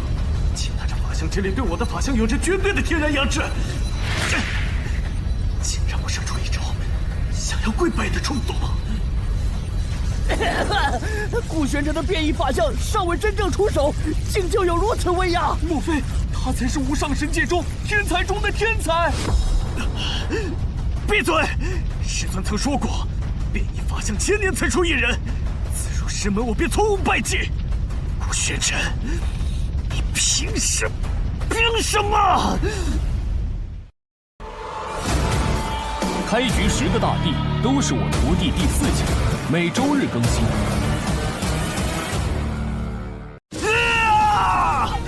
古玄尘，我要你死！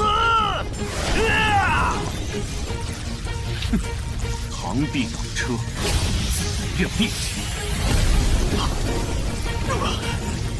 快看，那片星辰好像在流动。这力量，为何我完全无法抗拒？不，这不可能！古玄尘，你究竟是谁？卑微的存在，也敢窥探本座的身份？不！什么？我没看错吧？苦海他进入了那片星辰里。准确的说，是有一股无法令他抗拒的力量把他吸了进去。那些星辰将苦海和他的力神法相强行分开了，还在不断轰击苦海的身体。哎，那为何不直接杀了苦海？难道是因为杀不了他吗？不，你看，苦海的白眼力神法相被诸多星辰包围了，而且那些符文好像正在涌入他的眉心。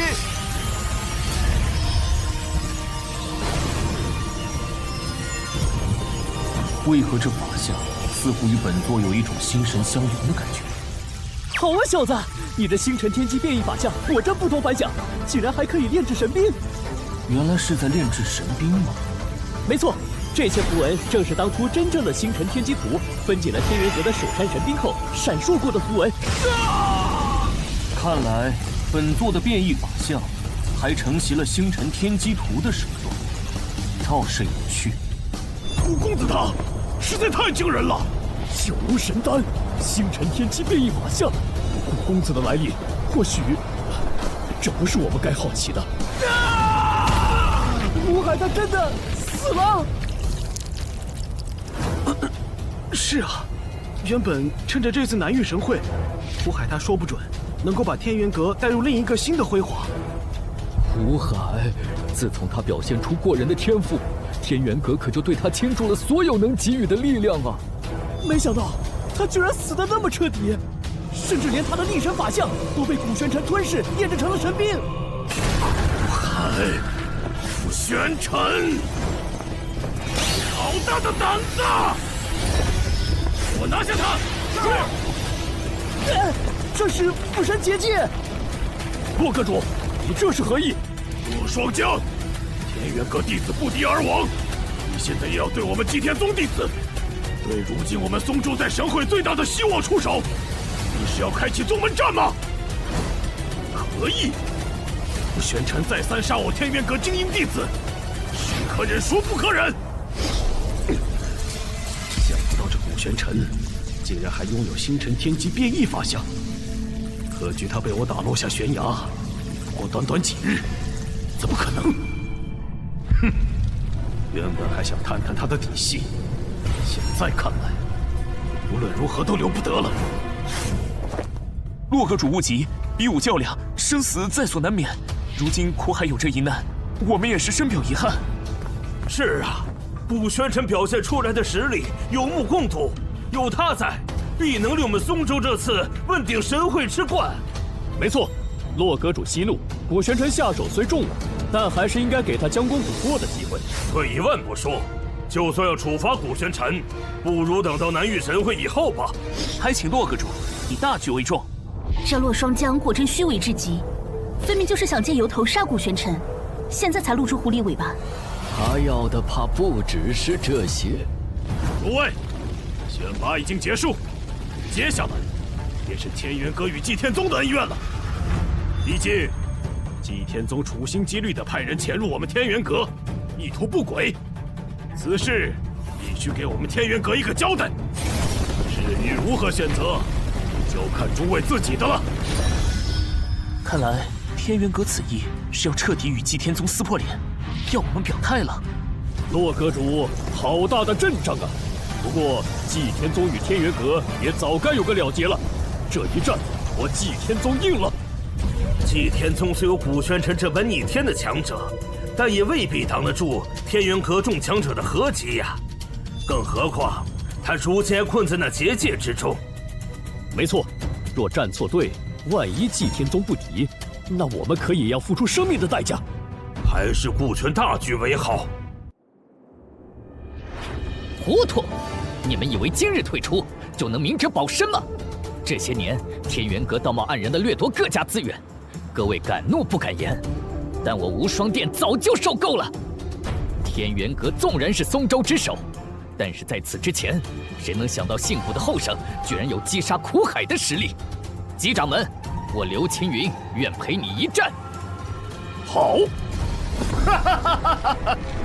好，既然你无双殿愿意为祭天宗陪葬，待我杀了古玄尘，就成全了你。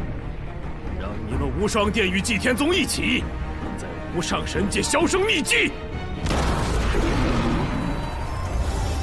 什么啰里吧嗦的，叫本座心生厌烦。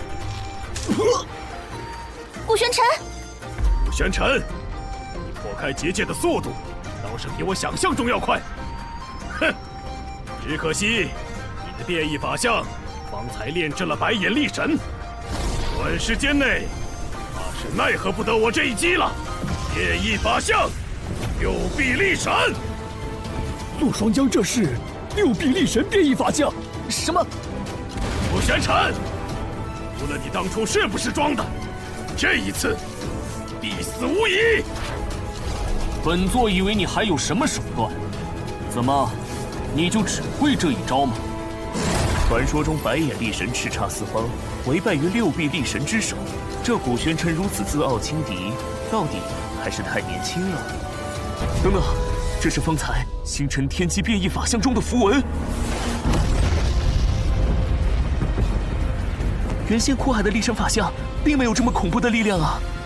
难道说，之前的星辰天机变异法相不仅将白眼力神法相练成了神兵，还赋予了他更强的力量？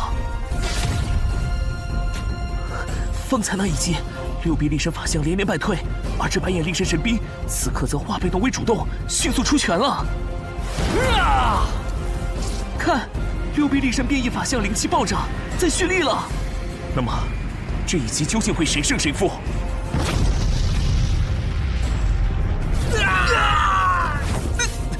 好霸道的星辰之力！这就是星辰天机变异法相的手段吗？这也太恐怖了！喂！可恶！这白眼力神竟承袭了古玄尘变异法相的部分力量，是我失策了。哈哈，打得好！真是令人大开眼界呢！力神神兵方才那一拳中闪烁着星辰中的符文，力量果然非同寻常。什么？洛阁主的六臂力神变异法相竟不敌古玄尘所用的白眼力神神兵？是啊，更何况这古玄尘尚且还没动用他的星辰天机变异法相。难不成天元阁当真气数已尽？陆双江，现在本座便赐你一死。哼！现在论胜负，怕是为时尚早吧？玄尘，看看这是什么？这是随时可以调动护宗大阵的阁主令。你尔等也难逃一死，一个不留，全都给我留下命来！不好，速射结界！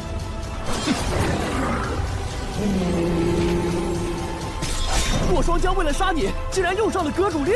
要知道，阁主令一旦启动，便会毁天灭地，直至覆灭除了持令之外的所有人。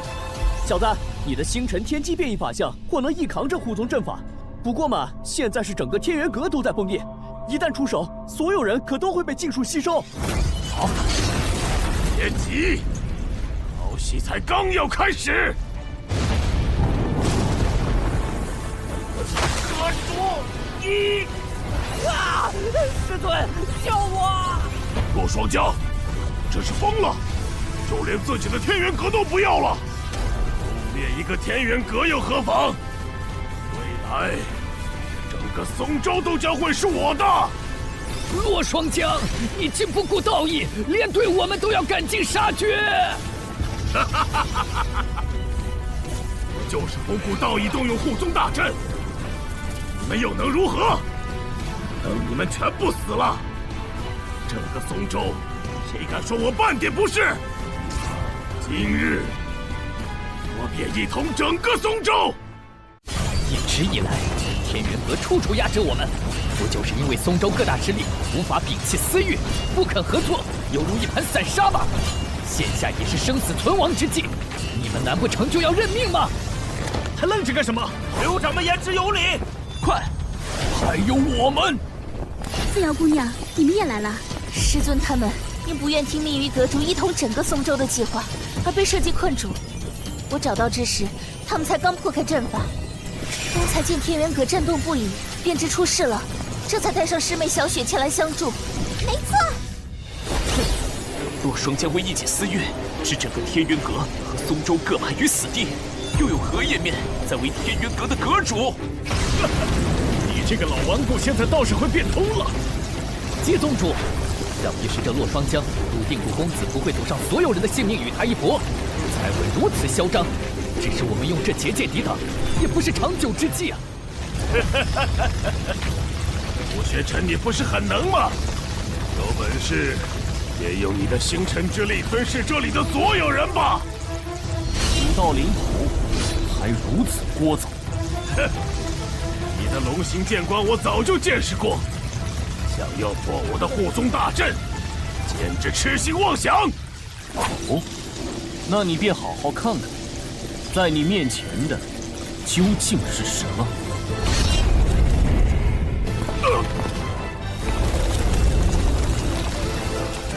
怎么可能？这是传说中的龙祖真身！龙祖真身现世了！顾玄尘，你放过我！只要你放过我，我就停下。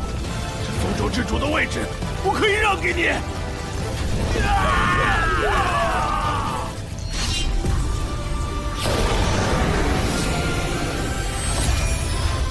洛霜江，你该死！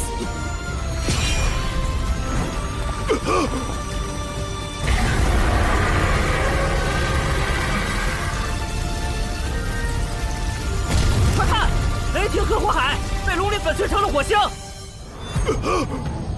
太好了，护宗大阵开始消散了！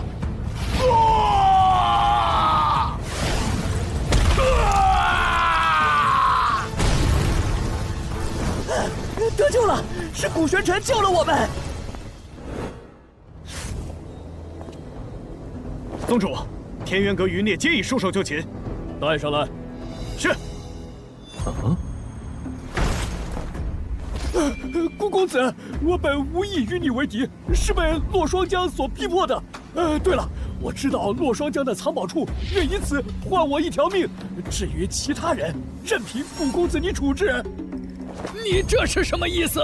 顾公子，你若能饶我一命，我愿将所有天元阁的公爵悉数奉上，其他人任凭你处置。顾公子，我也是，我愿做你们天元阁新的阁主。真是精彩！这几个平时趾高气扬的老家伙，还有今日。这些人若不是他们助纣为虐，怎么会有这么多人无辜丧命？现在居然还只想自保，真是厚脸皮！妖姐姐，他们这么过分，你拦我干什么呀？小雪，古公子自会处置。哦，你们当真愿意投靠本座？顾公子，我是真心愿意投诚的。是啊，是啊，只有顾公子你能放过我。洛霜江的藏宝处，那可不知有多少珍宝，这条件也太诱人了吧！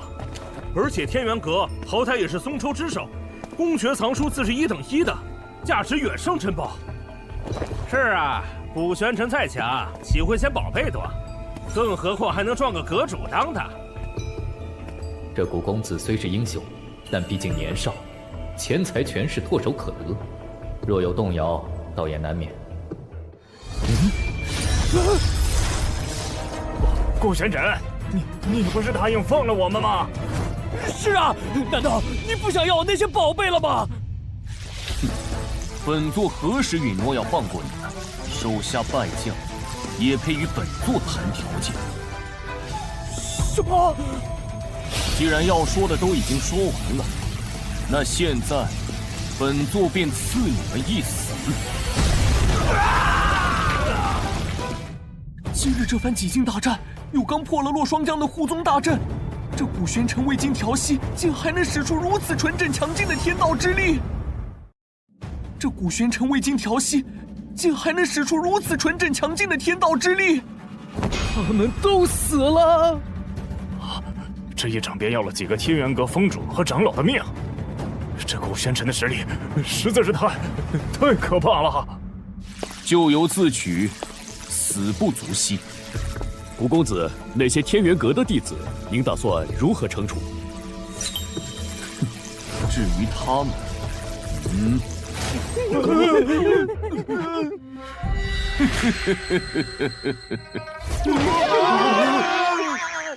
姬宗主，这些人就留给你自行处置吧。本座去歇息片刻，这边就交给二位和姬宗主了。古公子放心。好，古公子，这里就交给我们吧。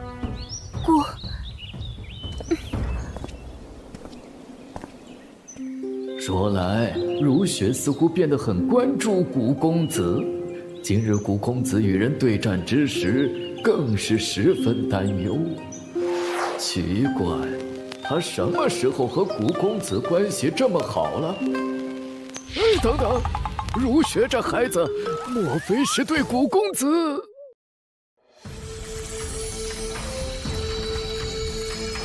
方才本座感受到有所异动。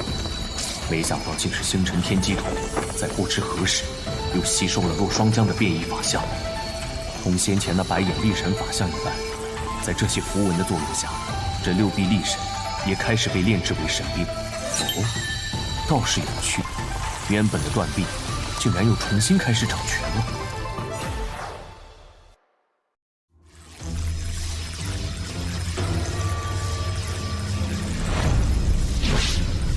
对，既然星辰天机图早便吸收了这六臂力神，为何现在才开始炼制？莫非是在特意等着本座？趁现在无事，那就让本座一探究竟。本应该属于金身法相的气息波动已经毫无踪影，有的只是体内那些流淌的字符。哼，果然，当初本座虽通过洛霜江这六臂力神法相的一击，悟得这些符文，领悟变异法相，但倒是不曾注意，这些字符在流淌之际，还在不断演绎着各种阵法组合，且这些阵法竟可以自动凝聚天道力。喂，小子，你这运气可真不错，力神神兵永远忠诚于主人，如今就连称霸松州的天元阁阁主的变异法相都为你所用。说来，这尊六臂力神神兵体内流淌着的，似乎还是可以凝聚天道力的阵法，助其自行修炼呢。自行修炼，那倒是有些用处。经古玄尘一战，洛霜江死去，天元阁元气大伤。这曾称霸松州的第一宗门一时群龙无首，与祭天宗并宗。古玄尘被推举为新任掌门，他却以无心宗门琐事为由拒绝，退居幕后闭关。最终，姬长风继任掌门，各方势力纷纷道贺。拜见姬宗主。而那日，姬长风其实也并未诛杀那些曾听命于洛霜江、误入歧途的天元阁年轻弟子们，并给了他们一个改过自新的机会，与祭天宗弟子一道修炼。终于，一切都开始步入正轨。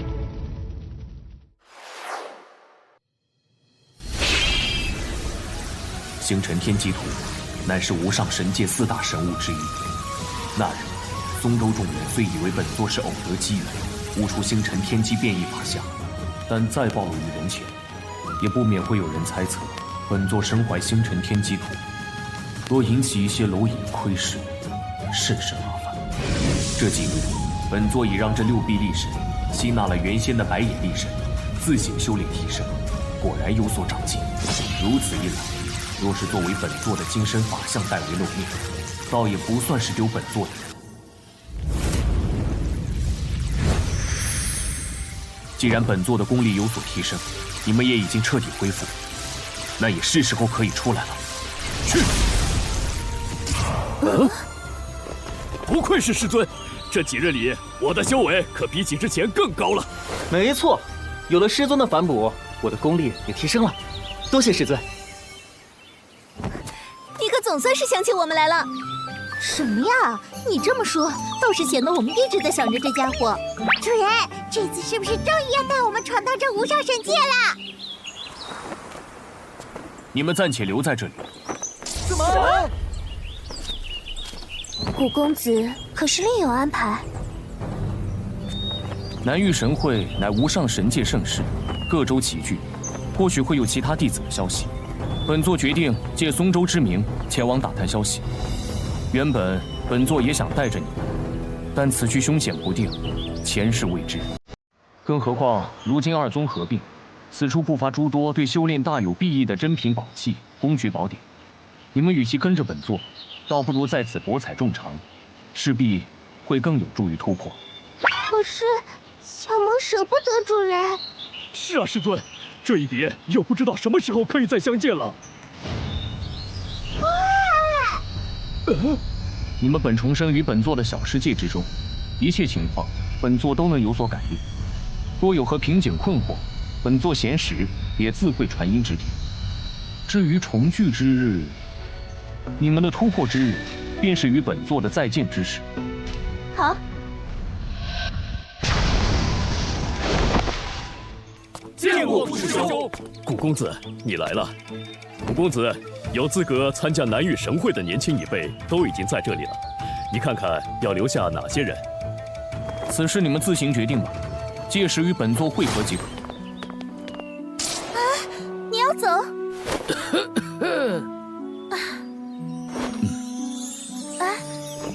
没错，并宗事宜刚步入正轨，姬宗主不便离开，本座决定先行前往南域地心，探其究竟。原来如此。顾玄尘，那你何日离开？今日。今日？这么快吗？从松州方向进入地心区域，顾公子想必是会经过青龙州了。青龙州？没错，南域13州有一片公认的修炼圣地，方圆约有数千里，称之为南域地心。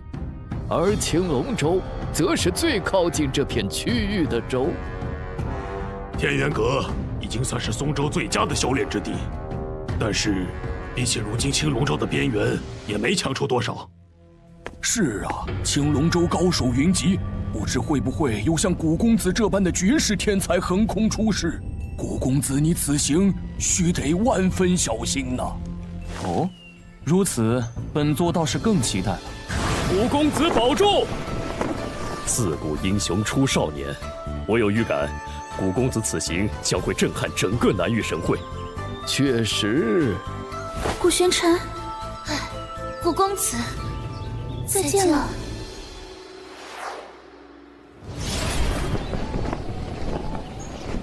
瞧一瞧，看一看嘞，刚出炉的大饼，热乎乎嘞！哎，客官，您里边请。哎呀，别挤我呀！让让啊！别挤啊！我说快点了，你看现在挤都挤不进去。龙祖斋，以丹神龙祖为名，口气倒是不小。喂，你小子是哪里来的山野莽夫，竟连龙祖斋都不晓得？咱以龙祖为名，这龙祖斋自然聚集了无上神界的顶级炼丹师。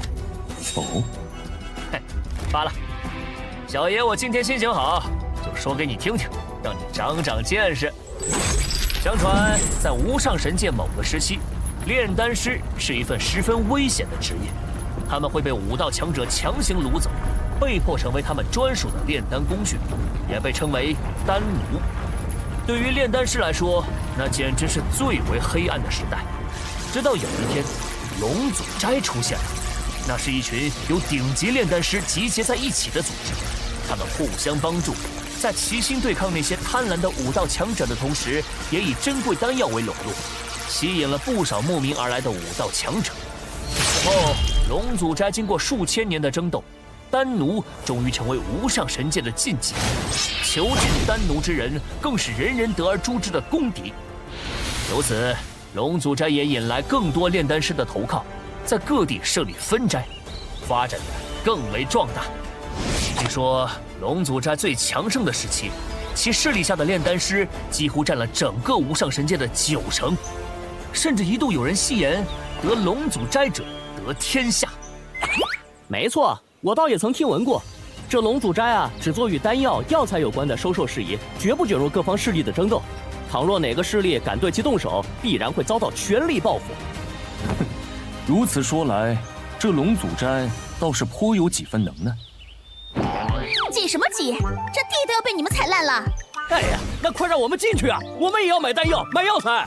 是啊，龙祖斋打开门做生意，怎么还不让人进啊？你们今日是来买丹药、买药材的吗？还不是知道青罗仙子来此巡视，想一睹芳容，我都不好意思点破你们。青罗仙子，青罗仙子你都不知道，那可是龙祖斋斋主的掌上明珠啊！不仅美艳惊人，丹道天赋更是恐怖无比，年纪轻轻就达到6星炼丹师的水准。哼，你嘛就别想了。这么多人想要见我，怎么就没一个敢闯进后堂的？你可真生气啊！今日我不见人，你们谁若有胆，大可闯闯龙祖斋的后堂。这谁敢呢？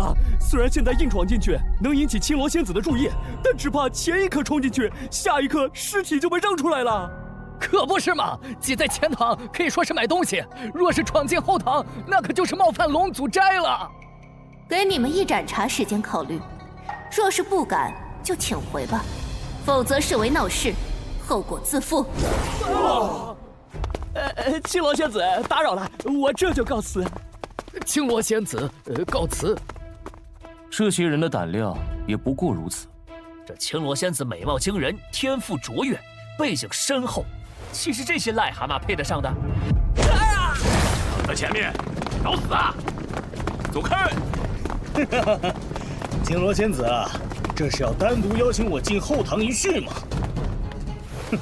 哎呦，这不是那邻家恶少林海吗？是啊，他可是咱们天元城最不好招惹的人之一，还是赶紧躲开些。可好久没见过这么嚣张的家伙了，莫非真有几分能耐？碍眼的脏东西倒是无处不在。喂，你们两个，没看见咱们林少过来了？不想死就走远点儿。林海，你别太嚣张了。哟，原来是孙少呀！要不是你叫唤了一声，我还以为是有2条狗挡在路中间呢。还得是林少，形容的就是贴切。这孙狗一看就是怂货，不知道从哪儿找了条外来狗，才敢和我们林少叫板。你说什么？信不信我？我的嘴，我吐！若是嘴巴再不干净，本座倒是不介意直接废了你们的舌头。大胆子，竟敢对林少出手！不长眼的东西！活腻了吧？喂，小心这家伙的龙恶之针，此针是他折磨人的手段，一旦中招，你浑身经脉不仅会被废，心神也会受到永久的损伤。休想逃得掉！我就要让你这杂鱼为自己的狂妄付出代价！这样的雕虫小技，也想伤到本座？什么？之针遇到他的灵气，居然就被瞬间消解了！林少，你没事吧？得罪了林家，你死定了！有种报上名来！古玄尘，怎么是要跪拜本座吗？哇，古兄，在下孙文龙，方才有眼无珠，把你当成了山野莽夫，竟不知你这般厉害。好狂妄的小子，不仅伤了林海，还敢毫不避讳的自报家门，就不怕报复吗？可不是嘛！不过看那林家恶少吃瘪，倒是颇为痛快。就是，滚开！才是老子没防备，让你小子趁虚而入！再来！放肆！何人胆敢在龙祖斋门口惹事？快看，是青罗仙子出来了！青罗仙子，你来了！就是指在龙祖斋门口撒野伤人，少恶人先告状，分明是你横行霸道在先。大家可都看到了，刚才是谁动手把我打伤的？当着青罗仙子的面还不承认，简直不把龙祖斋放在眼里！来人！呵呵，仙子的眼睛可是雪亮的，你们这2条不识好歹的野狗，就等着被丢出天云城吧！把此人丢出天云城。是。嘿嘿，今日一见，仙子果然不仅貌若天仙，更是明察秋毫啊！嘿，其实我2人仰慕仙子，闲杂人等不得在此逗留。就。也得是我们这些炼丹师和青罗仙子有共同语言。苍云宗炼丹师吴清前来拜会丹道强。百圣堂炼丹师楚雄前来拜会丹道强。切，他们不就是想趁这个机会表现自己，赢得青罗仙子的芳心吗？就是，借着拜会丹道强来见青罗仙子，当真是卑劣。最讨厌这些道貌岸然的炼丹师了，早不来晚不来，偏偏青罗仙子在的时候来，谁知道安的什么心？丹道强是何物？哈，吾兄有所不知，那丹道强可是龙祖斋的一个老传统。丹药包罗万象，任何一个等级的炼丹师，通常都有各自擅长的领域。比如有些炼丹师擅长疗伤丹药，有些擅长突破境界的丹药，有些则擅长快速提升战斗力的丹药。自然，有擅长的领域，也意味有不擅长的领域。于是，龙祖斋便让内部的炼丹师把不解的问题写在丹道墙上，标注悬赏，并将自己的悬赏资源交给那面丹道墙所在的分斋。只要有任何炼丹师能解出这个问题，便能取走悬赏。如此一来，丹道墙便成为一种促进丹道师彼此之间提升的手段。而解决墙上陈年已久的难题，不仅能获取好处，更被许多炼丹师视为一种展示自己丹道造诣的机会。随着时间越来越久，丹道墙上留下的问题也越来越难解了，甚至有些时至今日都无人能解。哎，不过也在情理之中嘛。无人能解，那本座倒想见识见识。哎，古兄弟，我还没说完呢，你等等啊！又是你们！刚才青罗仙子说的还不够清楚吗？你们也想被丢出天云城？不，是我这位兄台他走错了，我们现在马上就……丹道强在何处？你也是来挑战丹道强的炼丹师？你是何时在龙祖斋注册评星的？可有星级凭证？并无。没有来捣什么乱？我看你什么都不懂，就是来找麻烦的。来人！顾兄，你要挑战丹道强，还得先通过龙祖斋龙珠的评星考核，至少获取1星级的凭证才可以。2升龙吟是个通过盘龙珠考核的2星炼丹师。我还有事要忙，今日算你们走运。识相的话就赶紧走吧。送客。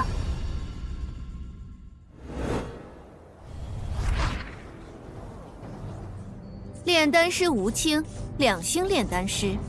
青罗仙子，其实在下本就是有资格挑战丹道强的1星炼丹师。方才见到仙子你，突然又对丹道有了新的感悟，这一试果然是提升了。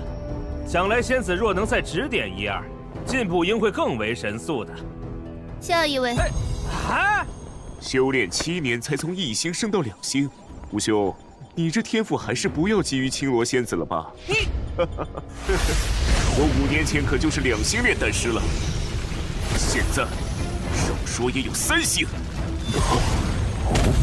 当真有龙祖的气息，虽然极淡，但能感受到这股气息与本座当年同龙祖虚影交手之际悟得的那龙祖丹道的奥义似有共鸣。喂，你什么人？竟敢擅闯龙祖斋后堂，扰乱我平星！仙子，我方才没来得及拦住他。罢了，盘龙珠在考核之际，外人无法干扰。等结束了再处置此人。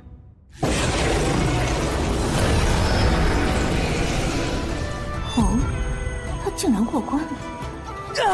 方才那是响起了2声龙吟吧？原来这小子是个2星炼丹师啊！看他年纪轻轻，也算是有些天赋了。一个来路不明的小子罢了，2星炼丹师又如何？也就比丹道入门的水准高些。等等，第3声龙吟，难道说他已经是3星炼丹师了？啊，如此年轻的3星炼丹师，莫非他是个炼丹奇才？哦，是有些本事，竟和我一般同为3星炼丹师了。不过这也证明不了什么，毕竟有的是自以为天赋高的人，但最终还是止步于3星罢了。不，方才那3声龙吟甚是高亢嘹亮，像是有一股浩瀚的气息瞬间弥漫开来，我还从未有过如此感受。只要他潜心修炼，再遇上些机缘， 10年内突破4星也是有可能的。起初我倒是小瞧他了。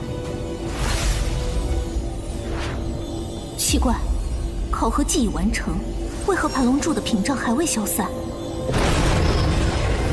什么？5星炼丹师，就凭他，这怎么可能？我不会是听错了吧？难道这小子不是什么炼丹奇才，而是天才？是啊，我记得此处分斋的岩斋主当初也是5龙齐名。仙子，想不到你的到来居然还能为我们分斋带来了一位如你一般的丹道天才。岩斋主，你来了。仙子，此人是谁？方才我听见5声龙吟，实在是太不可思议了。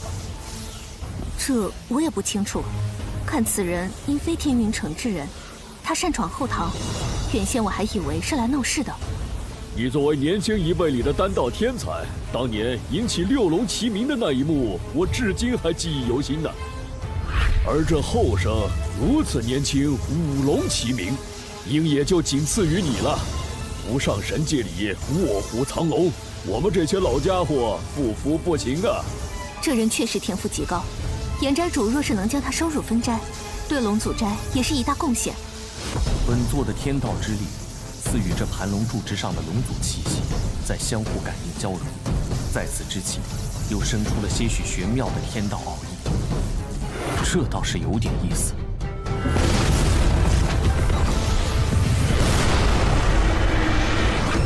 什么？这不可能，一定是盘龙柱出问题了。这是9龙齐名！天哪，竟然有人做到这步了！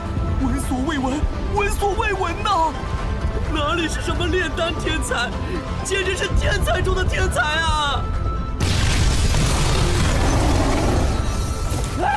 这些石龙竟然都活了！这是盘龙仙迹，9龙齐名，恐怖如斯啊！这就是盘龙柱的力量，倒是一杆数日奔波的疲乏，本座现下只觉得浑身甚为舒畅。盘龙柱之间存在着共鸣，一旦有任何一个地方9龙齐名，所有的盘龙柱都会有所反应。这一下，怕是这整个无上神界的龙祖斋都要不得安宁了。天哪，这是总斋又出天才了吗？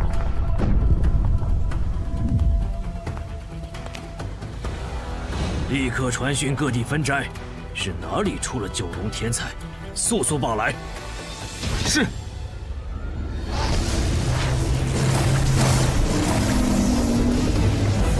盘龙珠，居然化作饑粉了！难道是承受不住这小子的资质吗？不过是替本座消解了些许疲乏，此柱竟塌了。为什么？自小人人都称我是炼丹天才，可我至今也不过是6龙齐名。9龙齐名，整个龙祖斋，不，哪怕是整个无上神界，都不曾听闻有人做到。公子实乃英雄出少年呐！今日能在我天云城龙祖斋平兴，也是一种缘分。不知公子是否愿意加入我斋？若愿意，我这斋中资源任你选用。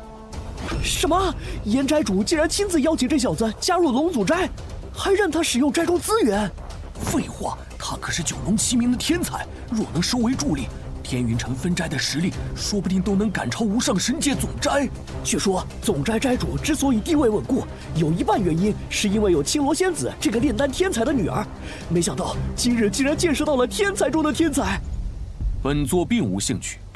公子，公子毁了我龙祖斋的盘龙柱，难道就想这么一走了之了吗？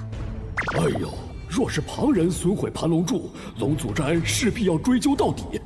但这公子可是9龙齐名的天才，若是得罪了他，总斋主怕是要责怪我办事不力。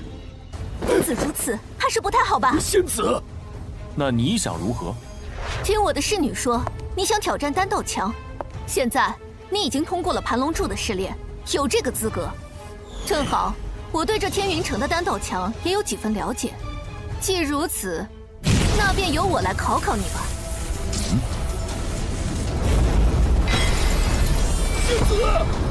青罗仙子，这是要亲自考核这小子？仙子此举也有道理，毕竟盘龙柱只能证明这小子丹道天赋极高，却不能验证他真正的丹道水准。现在我已设下禁锢结界，我会问你几个问题，若你能一一答出，我便不再拦着你。本座要走，岂是你能拦得住？不过既然你不甘心，本座也不妨让你心服口服。哼，好大的口气！第一个问题，我且问你，青玉丹如何配制？这是龙祖斋历代相承的六合天火，据说以六合天火炼制丹药，能激发出10倍的药力。配制青玉丹，需杜腥草1粒，千余果1颗，千重瓣雪莲2朵，青心3叶花1朵，雪骨参1根。到炼制，即成。不错，青玉丹的炼制方法最难掌握的便是每种药材的分量。即便是龙祖斋经验丰富的炼丹师，也极易因不慎而引起反噬。好，算你不是空有几分天赋。接下来，我要你回答赤血散的炼制方法。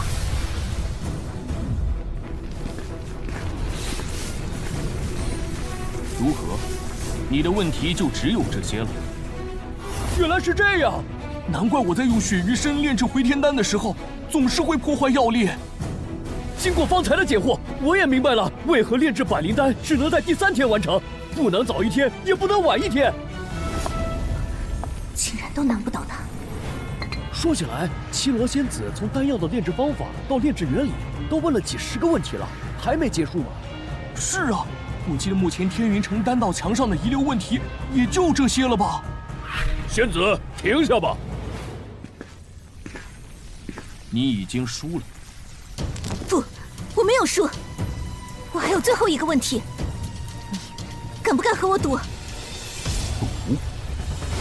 没错，若是我赢了，你便得留在龙祖斋，让我差遣；反之，若是你赢了，我便甘愿为奴为婢，做你的侍女，听你吩咐。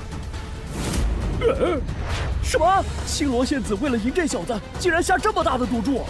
一向听闻青罗仙子最是清冷淡然，今日这是怎么了？仙子万万不可呀！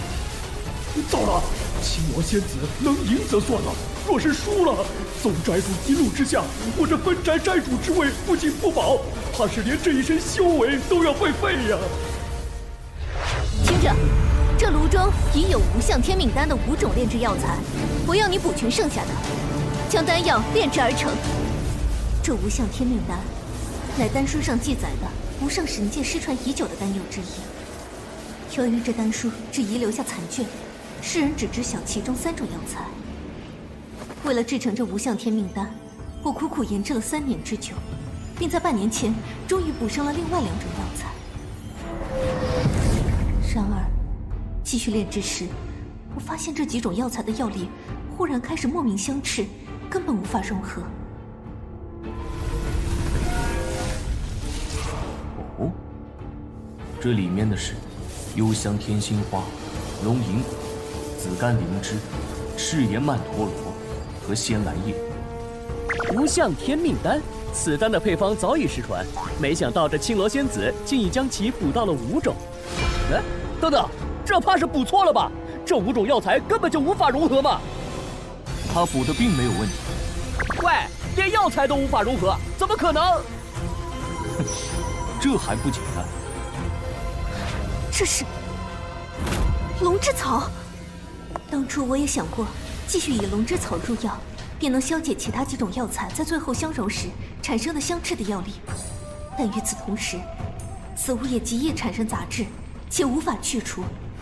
一旦加入丹炉之中，炼丹失败事小，只怕还会爆炸反噬炼丹师。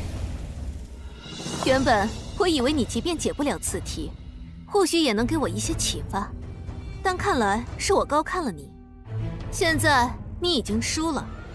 现在论输赢，怕是为时尚早。喂，你疯了，还不快住手！这样你会被反噬的。炼丹炉震荡的好厉害，怕是要爆炸吧？这是无上神界随处可见的一星幻星草。幻星草哪儿算什么炼丹灵草？不过是能用来辅助入药，直接普通外伤。看来他这是怕输在最后一局，病急乱投医了。